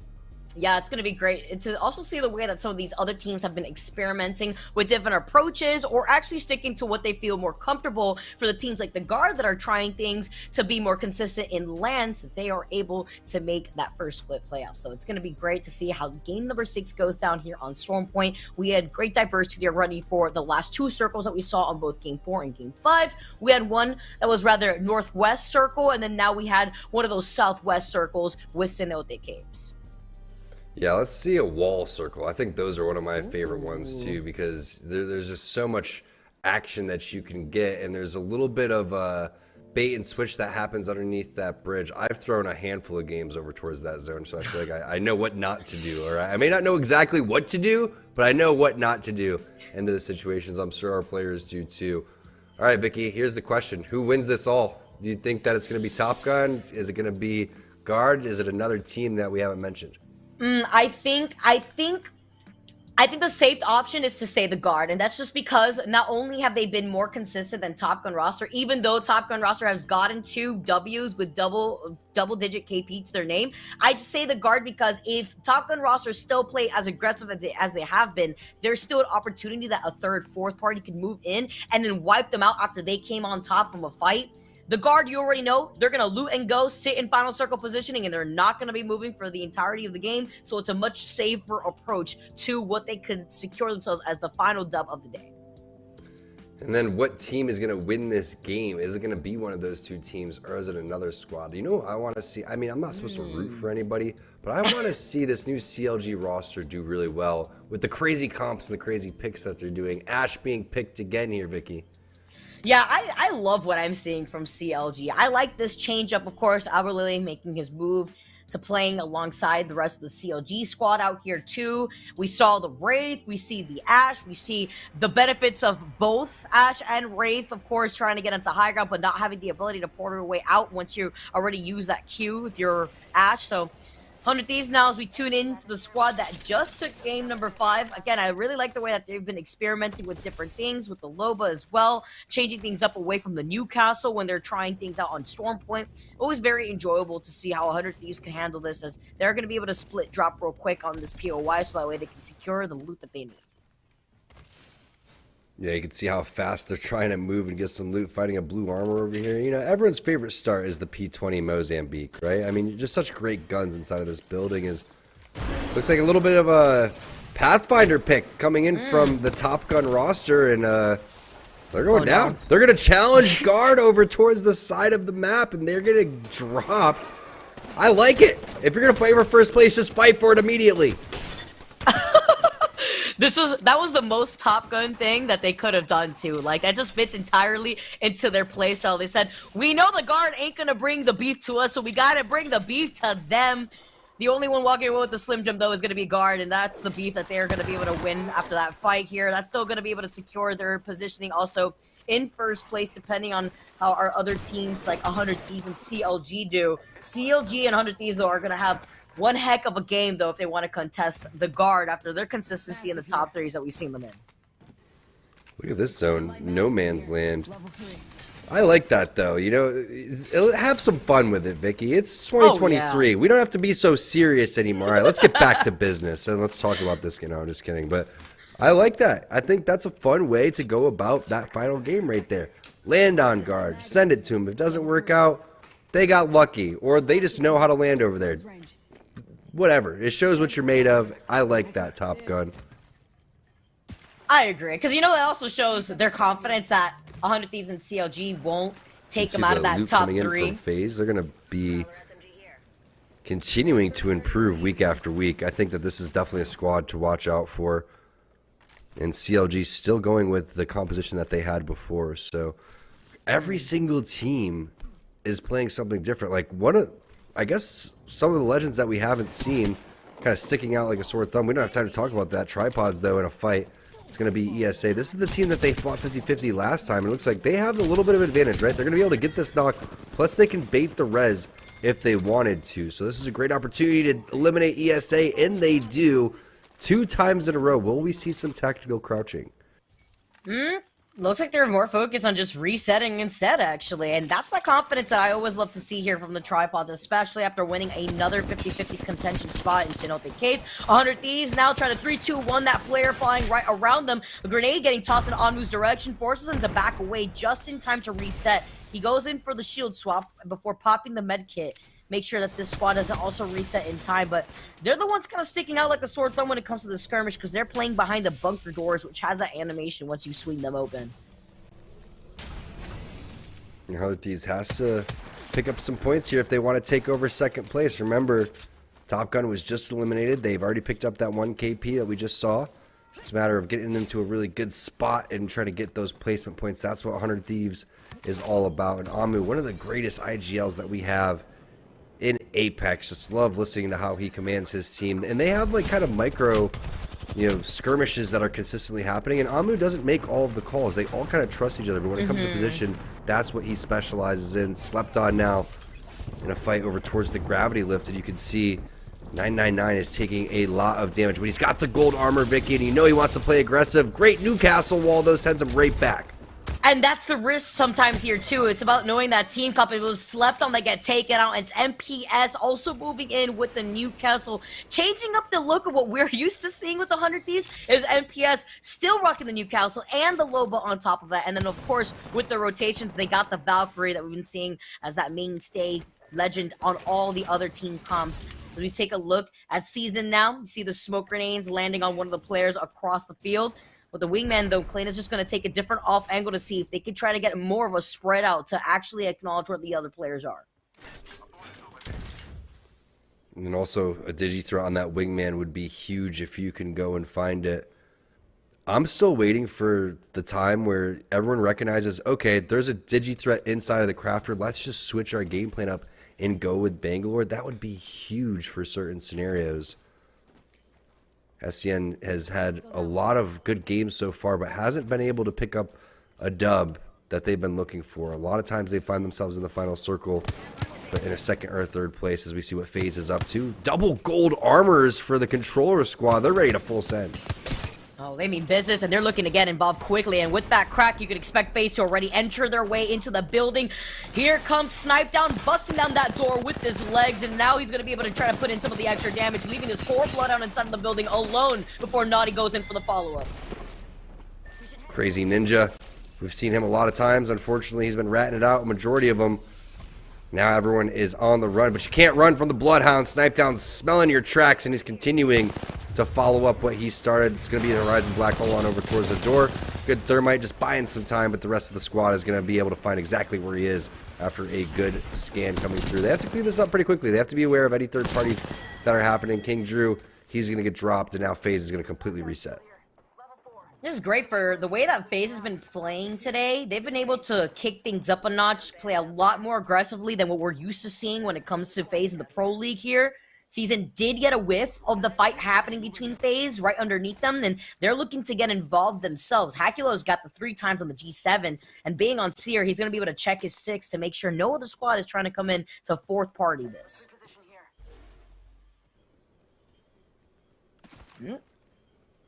Just taking their time for now. Yeah, Snip3down's on top of this, and they're going to be pretty upset once they see the armor situation on the other side over here. I mean, Hakulo could eventually hit a Q, but at this point, you really want to save that for when you do actual damage onto somebody, and big damage happens onto Klein. They have to cross all this open area, but they didn't smoke it out accordingly. Now FaZe having to back up. You see Naughty throwing down the Rolling Thunder at the same time, making sure no other squad gets involved. That's their insurance policy here while he throws on the smoke right at his feet. gets on top of the roof to see and assess where the other squad is. As they are outside of the Cyril, the little ping from the Rolling Thunder is going to let Naughty know what direction they're going to approach from. Yeah, I believe that was a tick onto the Seer ultimate too, so now he knows where the Seer ultimate exactly is.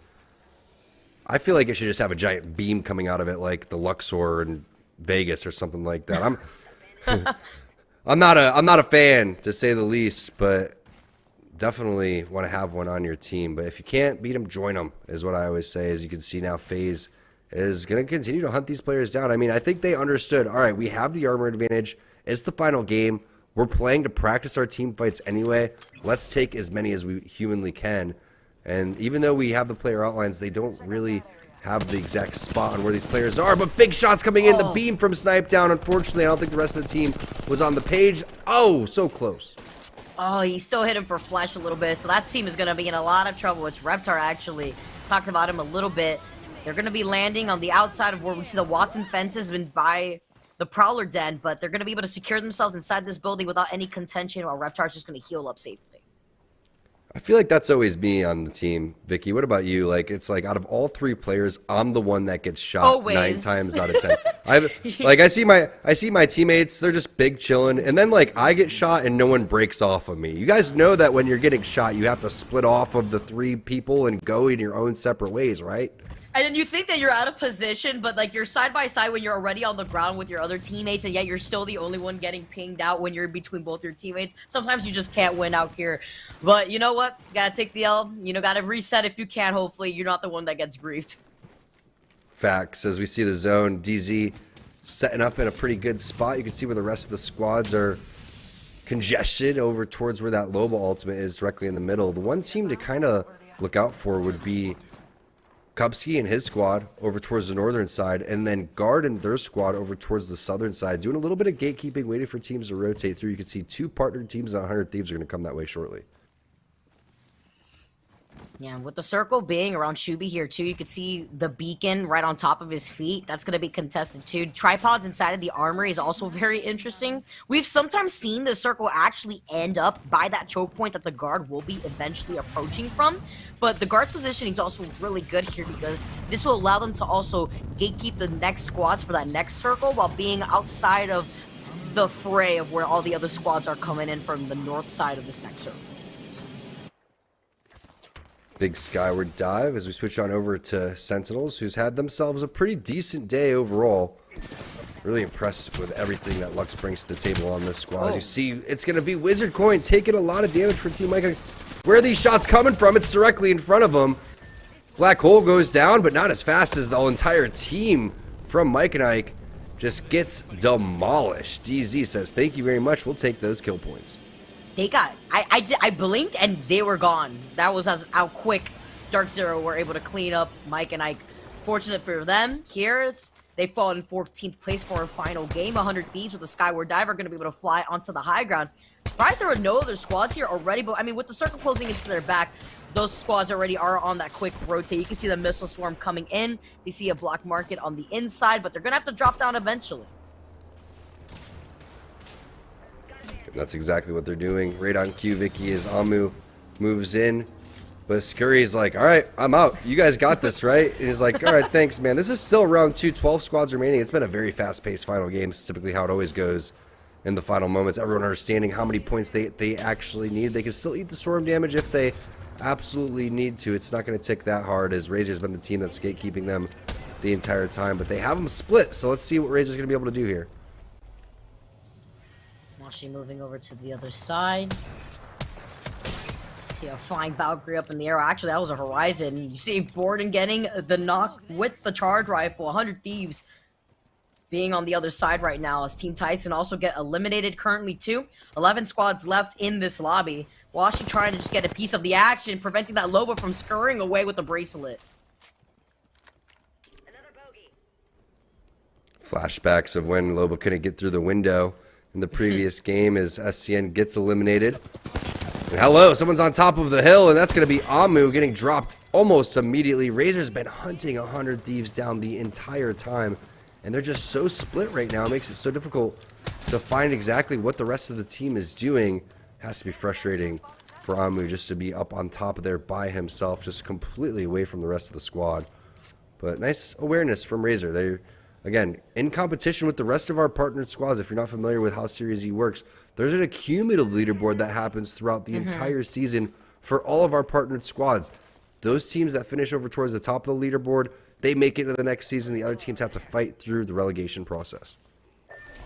I like how you highlight that, especially with the KP that Razor's cleaning up right here and Barometer just leaving Scurry to actually just fend for themselves. I do believe the guard is up ahead, which was where we saw the charge rifle take shots at Razor.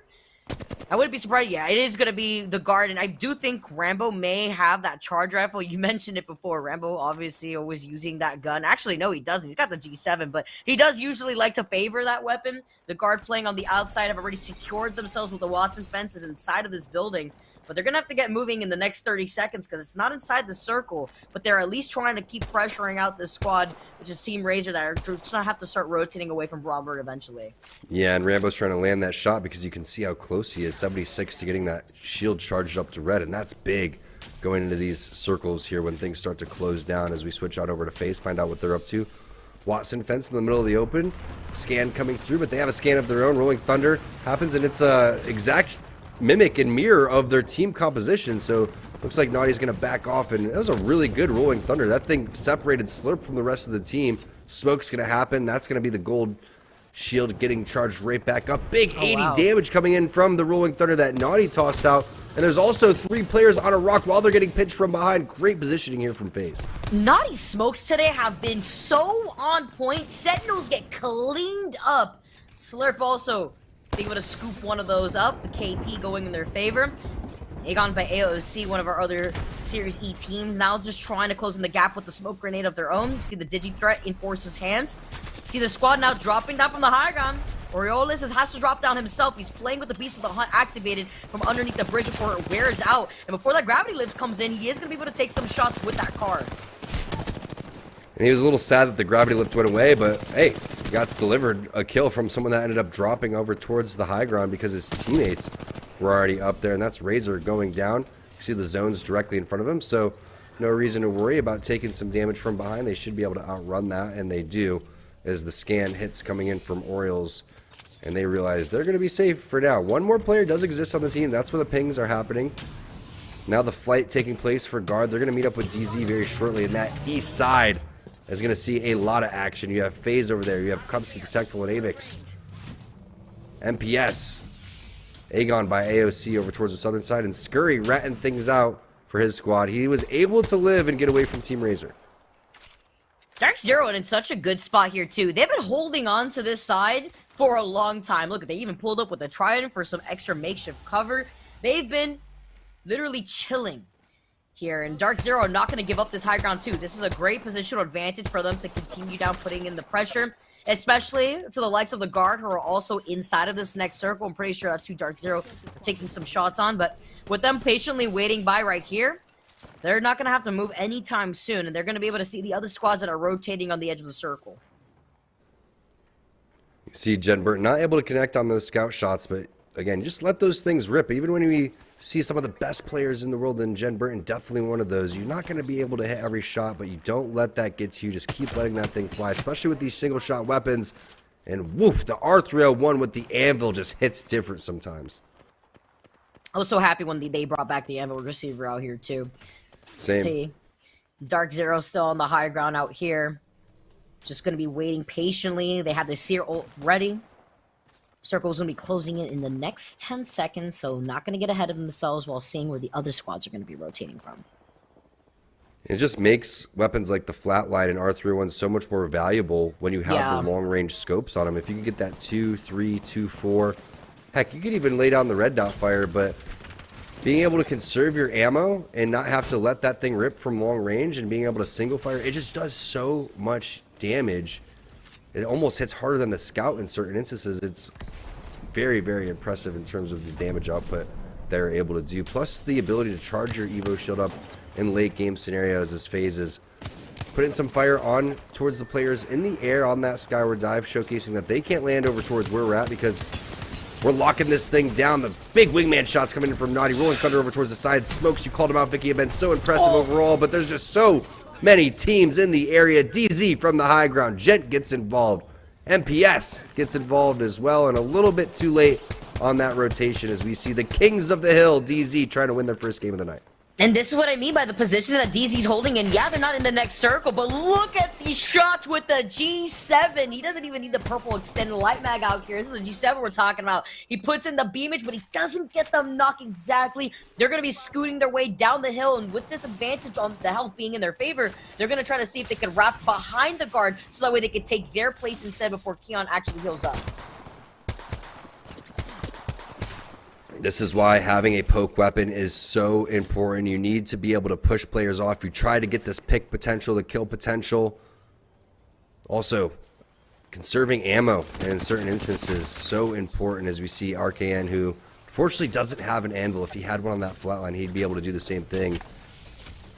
But look at the positioning from the guard. They've always done this throughout the day. You can see Keon laying down some shots with the bow check. He's going to be in a great spot over here, but this is what's been so impressive from the guard.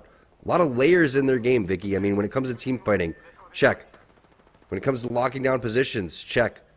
End game, check. Everything that you need to do as a squad, they have everything under wraps. And right now, it's Tripods directly in their sights. And Tripod's another team that finds themselves in the end circle a lot of the times too. Nickmercs rolling up with the Trident for some extra cover. He takes a lot of damage, but again, it's worth it just to inch their way closer into that next circle. If they don't, they're basically out in the open of these waters in the line of sight of Guard and the line of sight of Dark Zero. So they're doing what they could do best right now. We got 5 squads left. We know where Tripods is. We know where the Guard is. We know where Dark Zeros is. And we know where Protect Cub is. Tripod, surprisingly, is still inside of the zone over here when you saw the way that they were getting cover fired on from the opposite side. You thought maybe they weren't. As a big fight taking place for MPS, you can see that they have Protect Cub on the opposite side of the boxes. Big shots landing from both players as Shuby's going to take over towards the high guard. He started off on Pathfinder. He's ending on Valkyrie, and they end in 4th place. Tripods picking up some kills. Jet, now your new kill leader. And can Tripods pick up a big dub? They have another team directly in their sights. That is Guard. Is that enough points for Guard to take over first? It's DZ versus Tripods for the win of the final game. Shows you how strong that position that DZ held in was right now. Tripods have the health advantage. They're moving away back. Jet in the line of sight and out of the range of the Seer ult 2. Great news here for Tripods to work by the Geek Cannon at the same time. They have some great natural cover that the cannon provides. Nickmercs does have a little low on HP, but it doesn't matter. Mystery Sub's the first one to go down. Now it's all about taking your time. Nickmercs puts down some damage. He's going to bait and switch with Deeds. Bravlift comes in for Jet. Great use of the knockdown shield from the enemy team. Jet Burton's the last one alive. It doesn't matter. Tripods, Game 6 winners, and they did it in style. Looked like they were a little bit rocky on the rocks, literally, but they come back and they just use great teamwork to overcome the position. That was beautiful positioning to use what was left of the natural terrain and the gravity cannon to the right as natural cover to play Ring Around the Rosie against Dark Zero, who were feeling themselves after not only taking care of the guard, they were pressuring out the other teams from the high ground for a really long time. But even better that the Tripods were still able to persevere, put in the Trident just for some extra cover, and while Dark Zero was so fixated on the guard, they used that opportunity to close in the gap and clean up what was left of the squads out in the corner that had to fight from the outside of the next circle. Really impressive. And again, Tripods shows up every single week. They've been practicing. They practice together in ranked. Really shows off right there. When there's a lot on the line for other teams in terms of potentially making it into the top 3, Tripods didn't really stand a chance of getting into that area, but they stuck it in there with the best of them, going toe-to-toe with DZ, back-to-back LAN champions, and they walk away with a big win. It's always nice to end the tournament on a win, and that's exactly what Tripods was thinking. And what's nice is that before this game, I believe Tripods was in the overall standings 8th with 31 points. So, you know, this is a great W and also something for them to look back on to figure out what they did differently this game versus the other games where they were in the end game, but weren't reaping the same rewards that they were able to reap at the end game for this final game here for today. Yeah, no doubt about it. Whether it was the circle, the positioning, the weapon choice, the communication, there's so much to go back and look at for the VODs. And I think that's a great point. Again, that's what Series E is all about. Going toe-to-toe with the best of them here in North America, figuring out where you can make your improvements, trying different things when you need to. They've stuck with that composition. Tripods knows how they want to play. Other teams may be trying to figure things out. Again, there's a lot of roster shuffles that were taking place. But one thing's for sure, hey, pro week, pro day here for Apex Legends in 2023. The first day, Vicky, it did not disappoint. No, it did not. And I'm so glad I was able to take everybody through the action alongside with T-Squared. It's been a really great time to be back here for Series E. I know it's been a while, but it's always so nice to be around familiar faces out here in the Apex Legends competitive community. Yeah, no doubt about it. Next time you gotta let me know you're rocking your jersey. We can like wear competitive jerseys and kind of go at it, duke at it, and see who we're rooting for, because our partner teams, hey, they showed up today. They didn't get the dubs that they were looking for, but we saw a lot of hope for these squads. Absolutely. And you know what? Thank you guys so much for tuning in. It's been a great time so far, and it was so fantastic to cast alongside you again, T-Squared. I know it's been a really long time, but for now, I gotta say and bye to Yeso. I'm gonna throw it down to him so that way he can wrap up the thoughts after the action that we just saw for our final game. Thank you guys.